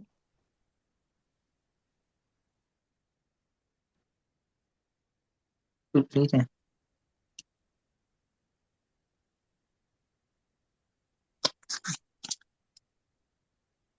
እሺ ቆሰለ ቆስለ ይቆስል ይቁስል ይቁሰል ይቁስል ይቁሰል ቆሲል ቆሲሎት ቁሱል ቆሳሊ ቆሰላን ቆሳሊያን ቁስልት ቆሳሊት ቁስላት ቆሳሊያት መቁስል መስተቁስል መስተቋስል ቆሰልት መድበል ቁስል ዘመድ ዘር ቁሰል በአንድ በብዙ ቆስለ እንዲህ ሐቀ ቆስለ ተቆስለ አቁሰለ ተቋሰለ አስተቋሰለ እሺ ቆስለ ቆሰለ ቁሱል ውስጠዘ መቁስል ባይ ቅጽል ቆሰልት መድበል መቁሰሊ በክልዎ መቁሰሊ መቁሰልያን መቁሰሊት መቁሰሊ መቁሰልያት بعيد سارس قصير مقسلية مقسلية لب وقتو تكاز بكامة دوية يقصر سجا انديل ያቆስል يقصر سجا انديل فلا ፈላስፋ ከምቲ ሕማም فلا ንስጋ ዘቁስሎ ሲ ሓዘን ከዓ ያው ንልቢ የቁስሎ እዩ ዝብል ዘሎ ትክክል እዩ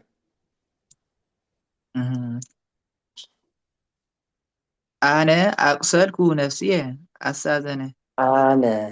ኣነ ኢኻ ትብል أنا أقسلك نفسي أستاذنه ቁስል ዘመድ ዘር ቁስላት በብዙ ቁስል በአንድና በብዙ ቁስለት ሳሃቢ ዘር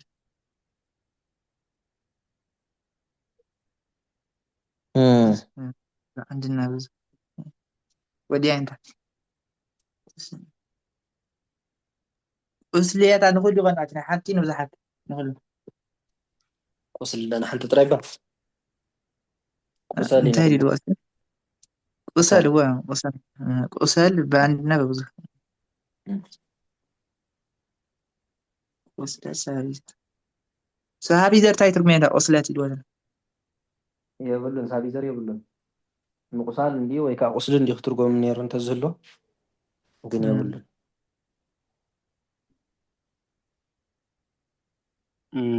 የኔታ እስኪ ዘንድን ትእዛዝ አንድጉምልና ብገብረን ብቀተልን ማለት ያኳ ገብረ ይገብር ይግበር ቆስለ ይቆስል ይቁሰል ይቁሰል ቀተለ ይቀትል ይቅትል ይቅትል ቆስለ ይቆስል ይቁስል ይቁሰል ብክልቲኡ ትግሰስ ማለት እዩ ብክልቲኡ ዝበልክዋ ብኩሉ ትግሰስ እያ ብቀተለን ብገብረን ኣለዋ ኣና ይቁስተል ሰሚዐሲ ትክክል እዩ ናይ ክልቲአን ማስረጃ ንምባል ኦኬ ገብረውን ኣለዋ ማለት እዩ ገብረን ቀተለን እያ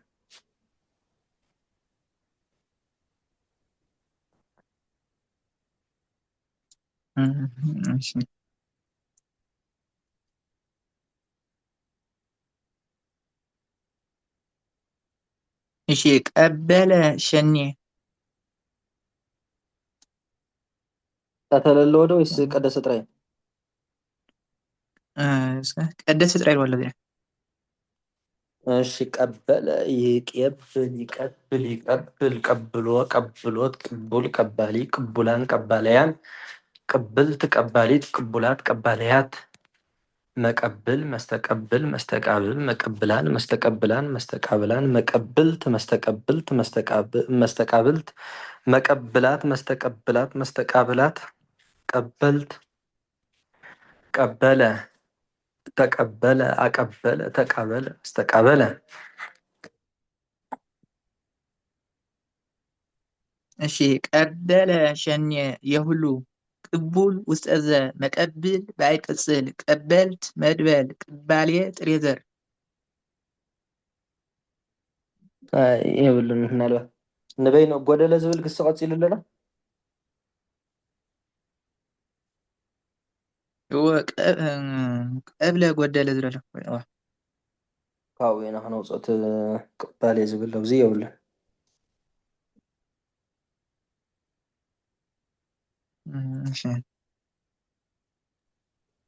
ሸኛ እንታይ ትርጉም እዩ እንታ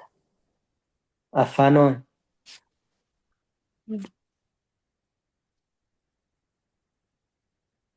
ሸኘ ኣፋነወ ማለት እዩ ተቀበለ ተኮይኑ ኸ ብናቱ ኣንጻር ማለት ዲ بزلتا زلقة حجي حجي قبل عقبل تقبل الناس تقبلن قبلن ግን አንጻር ይሆናል أنصار يخون ولا تفكر تقبل زور رسوز خالق السلو እሺ قبل تقبله بالكل أبا إمار جن يرحب ولا تفكرني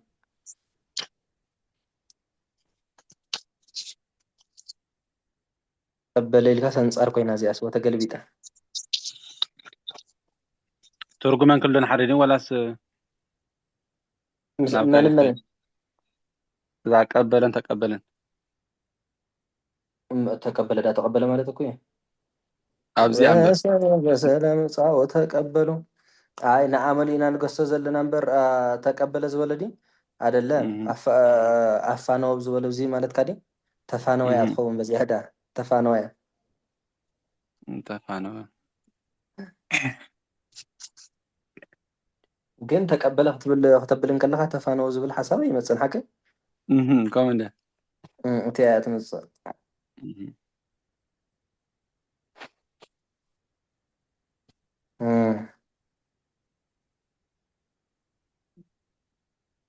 እሺ ቀብለ ጎደለ ቀብለ ይቀብል ይቅብል ይቅብል ቀቢል ቀቢሎት ቅቡል ቀባሊ ቅቡላን ቀባልያን ቅብልት ቀባሊት ቅቡላት ቀባልያት መቅብል መስተቅብል መስተቃብል ቀበልት መድበል ቅቡል ቀባሊ ቅቡላን ቀባልያን ቅብልት ቀባሊት ቅቡላት ቀባልያት ላሕሊፍና እናጥበቅና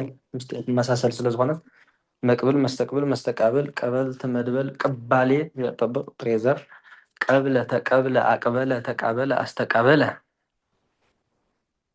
እሺ ቀብለ ጎደለ አነሰ አነሰ ጎደለ ነአሰ ማለት እዩ ሓደ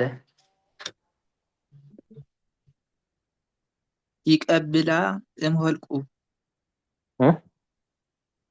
ይቀብላ ነተነዋልድ ይቀብል አዲ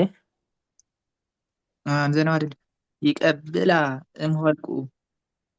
እምህልቁ ዲ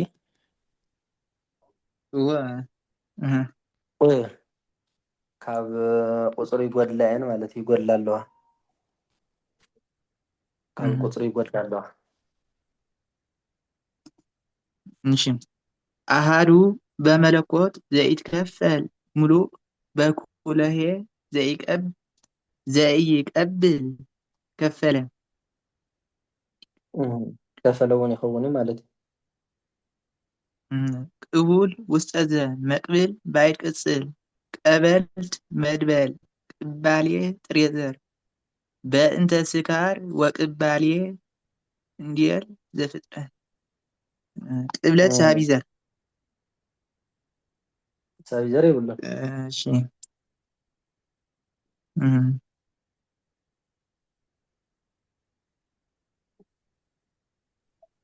ጥሬዘር ኸይንታ ባሌ ኣለዎ ጉድለት ጉድለት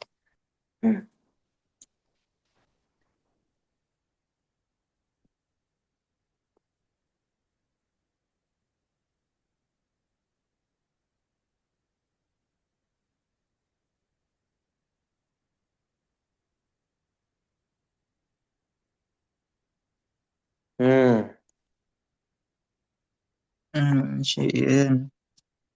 ቀተለ ቀትለ ቀተለ ገደለ የግስ አረስት ስንት ናቸው?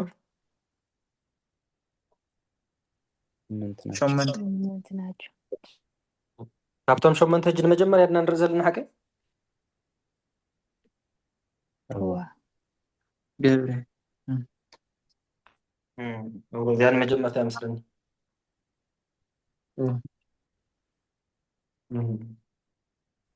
ቀተለ ይቀትል ይቅትል ይቅትል ቀቲል ቀቲሎት ቅቱል ቀቲል ቀታል ቅቱላን ቀቲላን ቀታላን ቀታሊያን ቀትልት ቀታልት ቀታሊት ቅቱላት ቀቲላት ቀታላት ቀታሊያት መቅትል መስተቅትል መስተቃትል መቅትላን መስተቅትላን መስተቃትላን مقتلت مستقتلت مستقاتلت مقتلات مستقتلات مستقاتلات مقتلي مستقتلي مستقاتلي مقتليان مستقتليان مستقاتليان مقتليت مستقتليت مستقاتليت مقتليات مستقتليات مستقاتليات قتلت مدبل قتل زمد زر مقتال اقتال بعيد زر قتلت سابي زر قتالي طري زر قتالي طري زر ديلنا حقي قتل تقاتل أقتل تقاتل أستقاتل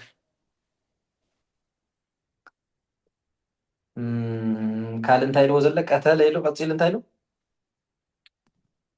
قتل بجبره مالتي جبره خانة قتل سروي سلازوهنا قتل يقتل قتيلات كاوني وحدي قتيلها قدسة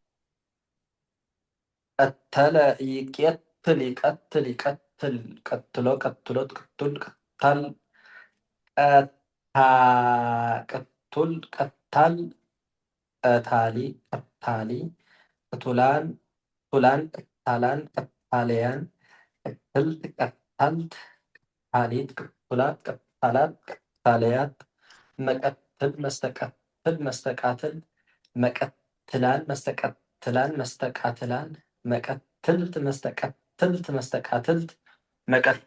مستقاتلات مستقاتلات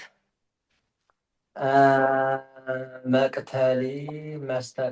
مستقتلي مستقاتلي እንዳበለ ያው ካብን ከሓደ እዩ ቀተልት መድበል ቀተለ ዝበሎ ቀተለ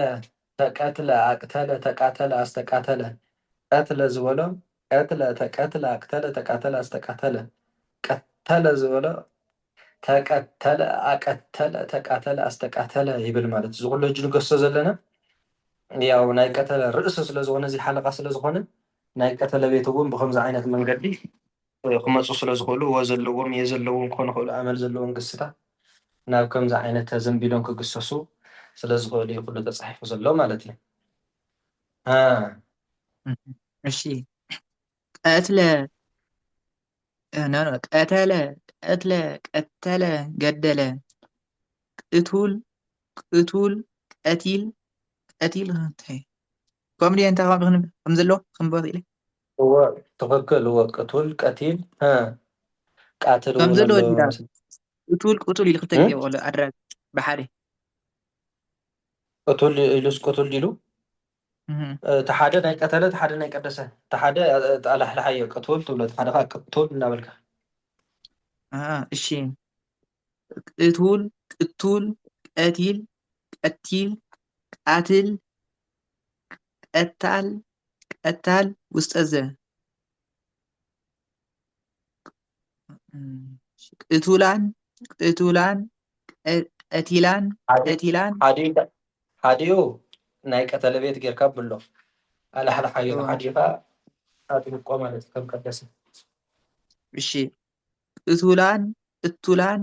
ቀቲላን ቀታላን ቃትላን በብዙ ቀተልት ቅትልት قتلت ولا قتلت ቀተልት ቅትልት ቀታል ቀታልት ቃትልት ለሴት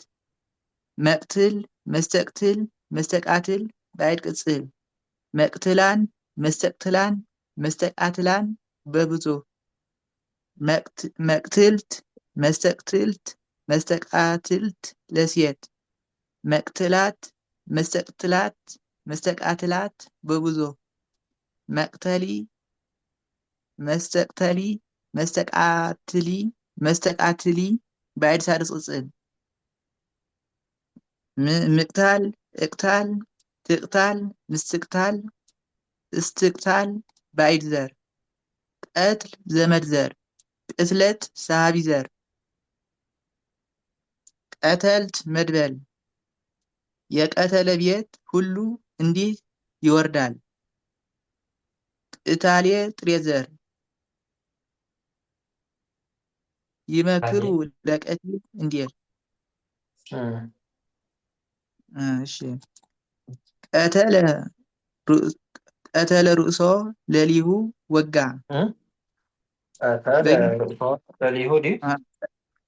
ቀተለ ርእሶ ለሊሁ ወጋ።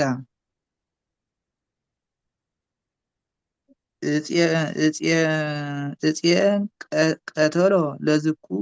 ሃምሃም ቆረጠ። በጾም ስብእናሆሙ ቀተሉ አደከመ። ቅትልዎ ለቤተ ምህጋይ ወለቤተ ምክራም ቅትልዎ ለቤተ ምህጋይ ወለቤተ ምክራም አፈረሰ። ወተቀትለት ምድር በደም ረከሰ። ወቀተለ ወይኖሙ በበረድ አደረቀ አጠፋ። እሺ ሀገር ቅትለት ከበበ። ሀገር ቅትልት ዲ ሀገር ቅትልት ከበበ። ቀተሎ ላይ ጸሊም ለጻዕዳ ላይ በተነ።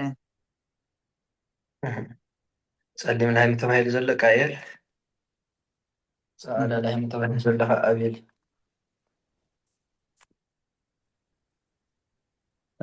የኔታ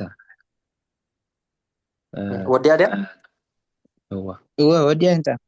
እሺ ቅትልዎ ለቤተ ምህጋይ ወለቤተ ምክራም ዝብል እንታይ ማለት ነቲ ናይ ሓጋይ ናይ ክረምቲ ገዛ ፍርስዎ ካልእ ሓድሽ ገዛ ስርሑ እዩ ዝኸውን።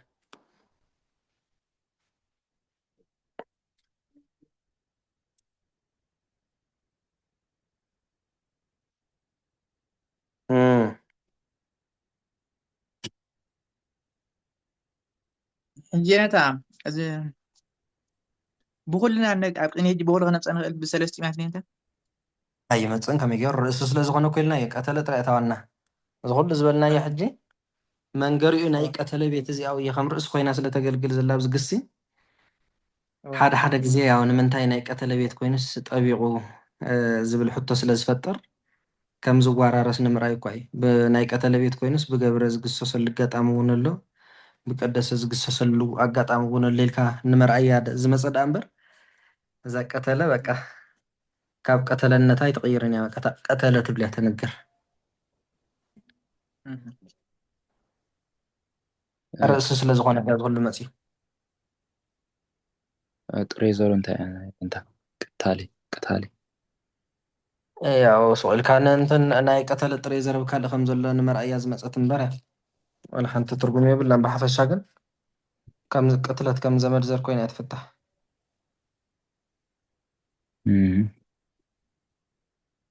ርእሲ ስለ ዝኾነ ዳሉ መፅኢት ናይ ቀተለ ጥሬ ዘር እውን ኣይሰኣንኒ ንምባል ዳ እምበር የብሉን። የንታ ኣብዚ ናይ ብዙሓት ሰብኡት ቀቱላን ቅቱላን ኣሎ እጅታ ቀሲ ናይ ኔት እያ ናይ በቀተላ ዝግሰስ ኮላ ድያስ ኮላ ቀታላን ቅቱላን ቀታላን ግእዝም ቀታላን ብግእዝም ብሳድስን ገይርዎ ኣሎ ቀቱላን ቅቱላን እኮ ዘሎ ብግእዝ ብሳድስ ብራብዕ እኮ ዘሎ ኩሉ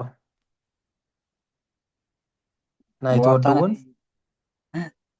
ቅቱል ካብኡ ያው ቃቲል እውን ዝብል ኣለዎ ቃተል ዝብል ኣለዎ ማለት እዩ ቀታል ዝብል እውን ኣለዎ ወጅሲ ብቀተለበት ክግሰስ ከሎ ቅቱል እዩ ዝብል እሺ ቀቲልካ ይብል ሕጂ እቲ ቀታል ኢልዎ ዘለኹ ናይ ቤና እዩ ቀታል ኢልዎ ዘለና ናይ ቀደሰ ግእዝ እዩ ዝኾኑ ኣይቲ ታራ በባ ታዲያ ሞ ታቀኸስ ንምንታይ ግዕዝ ወታ ቅዱስ ቅዱስ ዝብሎ ቀዳሲ ሳድስ ዝኾኑ ኢለ እኮ እሱ እኮ ገይሩ አደለ ቅዱስ እኮ ሳድስ ቅጽል ፍጹም ሳድስ ቅጽል እኮ ስርዋፅ እኮ ክትርኢ ስሩዋት ክኸውን ከሎ እዩ ዝብል ዘሎ ማለት እዩ እወ ንኣብነት ኣደም ኢልና እዱም ኢልና እንታይ ድና ኢና ነርና እዱም ኣዳም ኣዳም ዝበለት እያ እኮ እዚኣ ርአያ ታዳ ዘላታ ማእኸል ዘላ ራብዶ ኮይና ሓቀ እዚኣ ከዓ ቀታል ማለት እያ እኮ ምስቱ ሳድስ ቅፅል ናይ ቀደሰ እኮ ይኮንካ እንተናፃፅሮ ምስቲ ናይ ቀደሰ ስርዋፅ ኢኻ ትረአ እዩ ካብዚአን ሲ ናይ ናይቲ እዩ ምስታ ስርዋፅ ትመሳሰል እሺ እሺ መቐፅል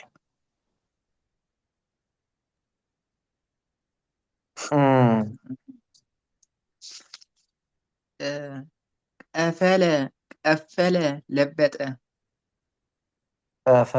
ቀፈለ ለበጠ ዲልዎ ዘሎ ሓቀይ ብቀተለን ብቀደሰ እንዲ ብድርብ ክንብሎ ኢና እንዳስተውዓልኩም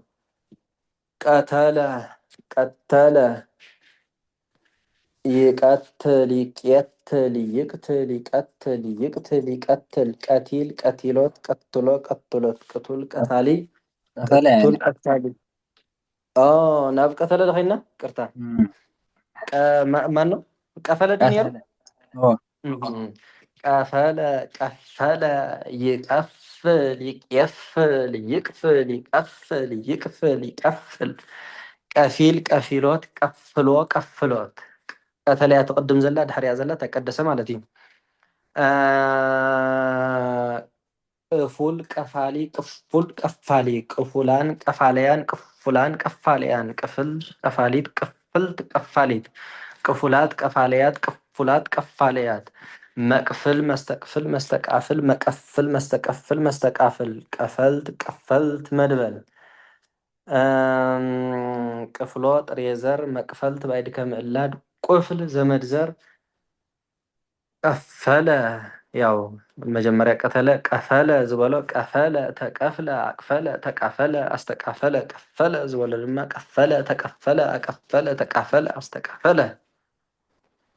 እሺ ቀፈለ ቀፈለ ለበጠ ሸለመ ቅፉል ውስጠ ዘር መቀፍል ባዕድ ቅጽል ቀፈልት መድበል ቅፍሎ ጥሬ ዘር ቅፉለ ቀፋሉት ቀፋሉ በብዙ ቁፍል ዘመድ ዘር አቅፋል በብዙ መቅፈልት ባዕድ ከምዕላድ መቃፍልት በብዙ ወትገብር መቃፍልቲሃ ለታቦት በወርቅ ጽሩይ እንዲል ቅፍሎ ወርቅ እንዲል ይትቀፈሉ ወርቀ እንዲል ቅፍለት ሰሃቢ ዘር ኢልየኒ አቅፈለት በወርቅ ወበእንቁ እንዲል ልጓ ወበእንቁ ዲ በወርቅ ወበእንቁ ወበእንቁ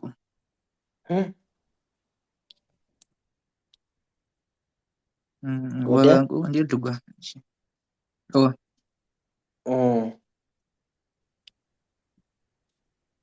እዚአን ከየንተ ክልቴን እንግራድም ቀተለና ቀደሰ هو ينقرأ كلتين زين الله يعني تطري زور انتي وكلاز ولدي هو شلمات ورقوني بالك ورقن شلماتين يتركون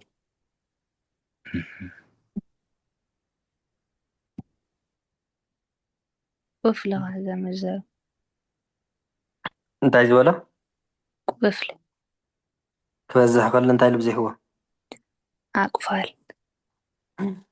شلمات مالتي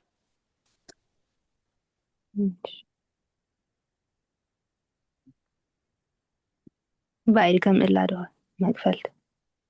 ما قفلت اندي زمسل نباو زي كان اي تابوت خدان اي تابوت لبسي تايل وزلو وتقبر ها مقافلتي هاي ልብሳ ማለት ለታቦት በወርቅ ጽሩይ በወርቅ ጽሩይ እዚ ሕጂ ናይ ታቦት ልብሲ ማለት እዩ። ሳቢ ዘር ኣለዎ ድዩ? ሳቢዘር ዲ ቀፈለት ዝብል ሳቢዘር የብሉን። እሺ ቀፀላ ዝብል ቀፀላ ካብ ሽልማት የምፅኦም ካብኡ ዝወፀ ድዩ? እሱ ካብ ተቀፀለ ሕጂ ክንረክቦ ንኾን ኢና ሃዊ መጠምጠምያ ካብ ተቀፀለ ኢና ክንረክቦ ተቀዳጅም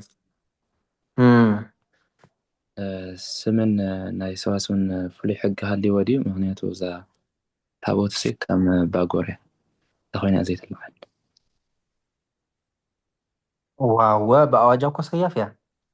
ቅድሚ ሕጂ ፍቲ ናይ ኣጋብ እኮ ትንክፈ ቢልና ነርና ምስ ደንሓቀ ታቦት ባጎር ታቦት ኣዳም ማርያም ኣበ ወፅንሖሞ ዝሮ ኣከራኻሪ ክሳብ ሕጂ ግን ያው እቲ ሰብ እውን ካብ ውዳሴ ማርያም ክመሃር ጀሚሩ በቃ ካብ ንእስነቱ ብኡ ስለ ዝለመዶ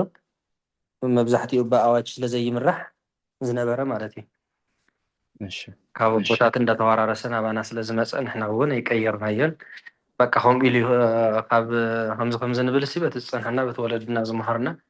ይጥናሕ ተባሂሉ ኮይኑ ማለት ውሱናት እየን በቃ እተን ኣዋጅ ፍሪሰን ዘለዋ በቃ ስኢለን ፈሪሰን ይቅፅላ ዘለዋ ማለት ከም በዓል ማርያም ታቦት ኣዳም ዝኣመሰለ ካልእ እውን ኣለዎም ብዙሓት ማለት እዩ። እቲ ካልእ ግን ያው ብኣዋጅ ዝምራሕ ስለዚ ከምኣ ስለ ዝፀንሐት እያ ታቦት ኢልና ኢና ተማሂርናያ እምበር ታቦት ኢሉ ዝተምሃረ መቸም ንባባ ይህሉ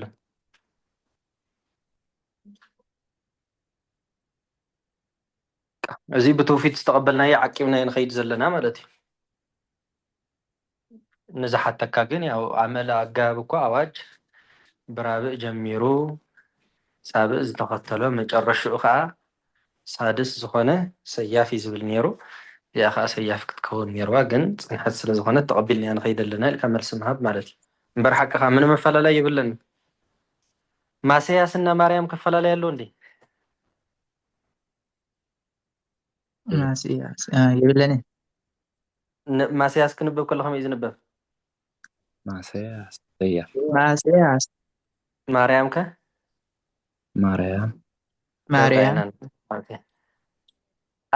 ኣጋግ ኣጋግን ኣዳምን ሓደ ዲ ይኮነን? ኣጋግ ኣዳም ሓደ ሓደ هو حاليا ኣጋግ ግን ንባቡ ከመይ ጌርና ኢና ነንብቦ? ሰያፍ ኣጋግ ኢና ንብለና። ኣዳም ግን ኣዳም እና ያው ከምቲ ዝበልናዮ በቃ ዝፀንሐ ስለ ዝኾነ ከምኡ ሒዝናዮ ስኢልና ንኸይድ ኣለና እዩ። ህልኸኛታት መምሃራን ሓደ ሓደ ኣለዉ ዘልዕልዎ ኣለዉ ኣይ እዚ ቦታትና ዘፅንሐልና ኢልና ኣዋጅ ብኣዋጅ ኢና ንመራሕ እምበር ቦታትና ተጋጊም ደሞ ንሕና ክንጋግ ኢሎም ንማርያም ከይተረፈ ዘልዕሉ ኣሎ። እንተዳ እቲ ተኣዋጅ እንተዳ ብኡ ዝሕብር ኮይኑ ሲ እዋ ንምንታይ መኻብታ ዝፈለጥናላ ትሒዝና ክንቅይሮ ዘይንፈትን ካብ ብልምዲ ትኸይሲ በቲ ኣዋጅ ትኸይድ ከምኡ ዝብሉ መምሃራን መዓት እዮም በቃ እዛ ትብላ ዘለኻ በቃ ስኢሎም ዝብልዎ እኮ ኣለዉ ከኣል ወላ ሓንቲ ስምምዕ እንዳሉ ዝውስኖ ኩላትካ ተሰማሚዕካ ሊቃውንቲ ኣይ ቅድሚ ሕጂ ከምዚ ከምዚ ክንከይፀኒሕና ሕጂ ግን ብኣዋጅ እንተኸድና ንኩላህና ይጎድእን ኢልካ ምቕያር ይከኣል እዩ። ሓንቲ ፀገም ዘለዎ ይኮነ ምክንያቱ ኣብቲ ትምህርትን ኣብቲ ተግባርን ሲ በበይኑ ኮይኑ እዎ እሞ ሕጂ እንታይ ድዩ ኣነ ቅንየ ተማሂረ ለመፅየስ ማርያም እመበሎ እንዳበልኩ ተይለስ መን እዩ ዝቕበል ኣየናይ ካህን እስኪ ኣየናይ ካህንን ዲያቆንን ማለት እዩ ሕረኽረኽ እዩ ዝፈጥሮ ኣሎ። ስለዚ ከምዚ ዓይነት ኣከራኻሪ ነገር ከዓ ያው ፋሕ ዝበለ ስለ ዝኾነ ጉባኤ ሊቃውንቲ ተገይሩ ጥራይ ይኸብል ዘለዎ ከምኡ ዝብል ርድኢት ኣለና። ኣነ ግን ብዙሓት ሰባት ክስራሓሊ ዘሎ ብዙሓት ሰባት ግን ብኣዋጅ ዝኸዱ ኣለዉ ምንም ዘይመስሎም ኣብ ቤተክርስትያን ይኹን ኣብ ገለ ይመሃርዋ ታስተማሃርዋ ማርያም ንባብ ዳኹም እዩ እንዲያውም ዝፀረፉ መምህራን ብዙሓት ርኢ ኣለኹ ዝም በል ደንቆሮ መጀመርያ ትማርም እዮም ዝብሉ መምህራን አንተ አልዒካ ማረዲ እዎ ከምኡ ይብልዎም ኧረ ኤንታ እንዴት ነው ንባቡ ተጣይኑ እኮ ይብሉ ሓደ ሓደ ማለት እዩ ኣተ ደንቆሮ መጀመርያ ትማርም ይብሉ ማለት እዩ እታ ኣዋጅ ስለ ዝሓዝዎ እዩ ስለዚ እዚ ናብ ህልኽን ናብ ካልእ ነገርን ስለ ዝወስድ ናብ ትዕቢት ፈሊጥና እየልካ ምግባር ፅቡቅ ይኮነ በቃ ጉባኤ ክግበር ኣለዎ በቃ ወግዓዊ ጉባኤ ክግበር ክኽእል ኣለዎ ሓንቲ ጉባኤ ተኣኽላ ጉባኤ ጌርካ ሊቃውንቲ መምሃራን ተኣኪብካ ኣይ ካብዚኣ ንግበር እንድሕር ተባሂሉ ተወሲኑ ካብኡ ንዮ ብዙሕ ዝቃወም ሰብ እየሉ እንዲያውም ጉባኤ እንተዝግበር ኩሉ ሰብ ተምሃረ ነይሩ በቃ ለካ ስእልና ብልማዲና ንኸይድ ዘለና ኢሉ ሰብ ሕልና ምገበረ እንተኾም ኢሉ ዘይነበውን እኮ ስለ ዝፀንሑ እምበር ስለዚ እንዳተረዳእና ኢልና ንጥቀመሉ ማለት እዩ ኣገባብ ዝብለና ናብ ንባብ ነንብቦ ንሱ ፍሉጥ እዩ ዝዛረብ ነገር ይብለ እሺ ቀፂሉ ዘሎ ግሲ እሺ ብህለ አለ ናይ በዳእቲና ያው ማንሻ ንግብሮ ይመስለኒ ኣኽለና ካብ ሓደ ወንበር ተሪፍና ዝኾነ ጉረ ናይ ለግስ ንእሽተይ ንውሒሉ ጉራጌ ሓደ ወንበር ይኹም ሓያል ኣለግም ነዊሕ ናይ ለማት ናይ ለነዊሕ ያው ኣብታ ትመፅእ ሰሙን ወይዛ ሰሙን እዚኣ ሓንቲ መዓልቲ ዘረፈ ሓንቲ መዓልቲ ነገራ ክንቀፅዕ ኢና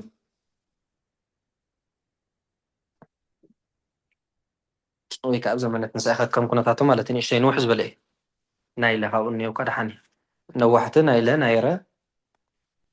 እዚኣቶም እዮም ብዙሕ ንእሽተይ ግዜ ሕዝ ዘብሉ ካልእ ድሓኒ እና ዝነጠበ ብኣፈት ጓሃን መላእክቲ ይኣርመና ብህለ ኣለ ድያ ዘላ ማንሻ ብህለ ኣለ ሳ ማንሻ ንግበር ሕቶ እንድሕር ሃሊኩም ሕጂ እንተሃልዩ ፅቡቅ የነታ ሓንቲ ሕቶ ኣላትኒ እሺ ኣብዚ ናይ ቀተለ ቤት ኮይኑሲ ገሊኡ ከም ቀተለ ንኣብነት ሰቀለ ኢልናሲ ሰቀለ ይሰቅል ይስቅል ይስቅል ኢልና ኣብ ናይ ሰኣለ ግን ሰኣለ ይስእል ይስኣል ይስኣል ሕጂ እታ ኣድያ ናብ ግእዝ ትመልሳ ዘላ ነየንተይ ነዛ ሰኣል ኢላሲ ይስእል ኢላስ ይስእል ይስእል ሳይበለትን ይስኣል ይስኣል ኢላስ ናብ ኣመሊሳ ናብ ግእዝ ተመሊሳ ታኣድያ ወ ኣያ ከማ ትገብራ ዘላ ኣነ ሃነ ኣብ ማእኸል ዘለዉ እኮ ኩሉ ግዜ ከምኡ ኮ ኣነ ሃን ምሽ ኣነ ሃነ ኣብ ማእኸል እንድሕር ሃልዮም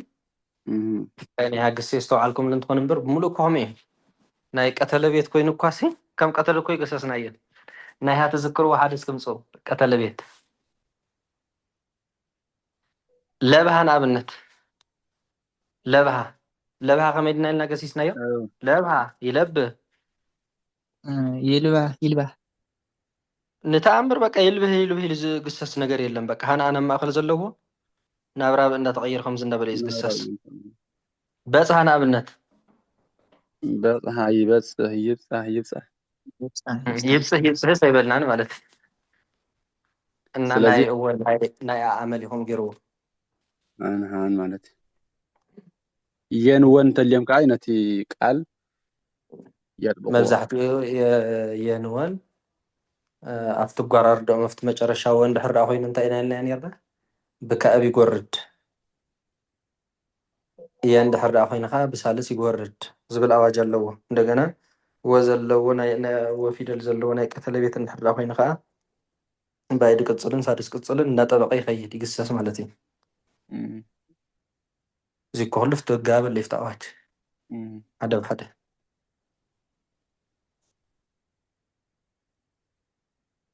ፅቡቅ ቃል ህይወት ማለት ኣሜን በሉ ፅባሕ ኣጋባብ ኣንቢብኩም ምፁ ሕጂ ኣኽለና ኩላህና ሰላም ለች ንድገም ሰላም ለዚህ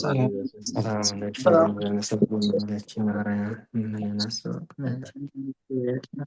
ማርያም አብ ተማህል ጸነበች በእንታና ምቺ ወያቄ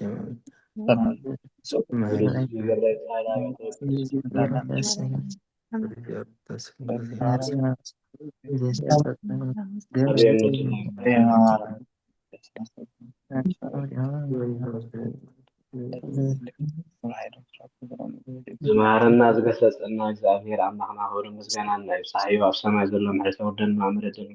ጠና ጾምና ይባርካና ጾምና ቀድሰና መምህርና ዕልመን ጥዕና ሰላምን ፍቅርን ይሃበና ንስም ኩሎም ሊቃውንቲ ቦታትና ድማ ይፈለጥና ንበል አቡነ ዘበሰማያት ይትቀደስ ሚሳኤል ዘለለና በእኛም ዜና አብሳነ ወጀጋይነ ከመይነ ዛስ ኢየሱስ አላህን ነው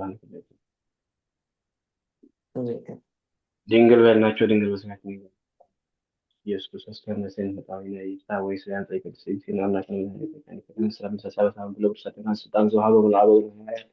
አንቱም አበው የካናቱ አገር ያቋል ኢማን ሳይሉ ታማኩሉ ታማን ሳማይ ረስ ለነረስ መንግስተ ሰማያት እግዚኦ ማርያም ስለ ራስህ ተግተህ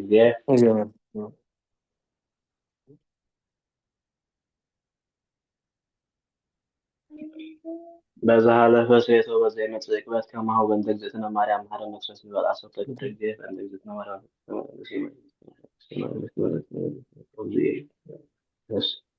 ኦ እግዚእ ኢየሱስ ክርስቶስ ስለ ኃጢአት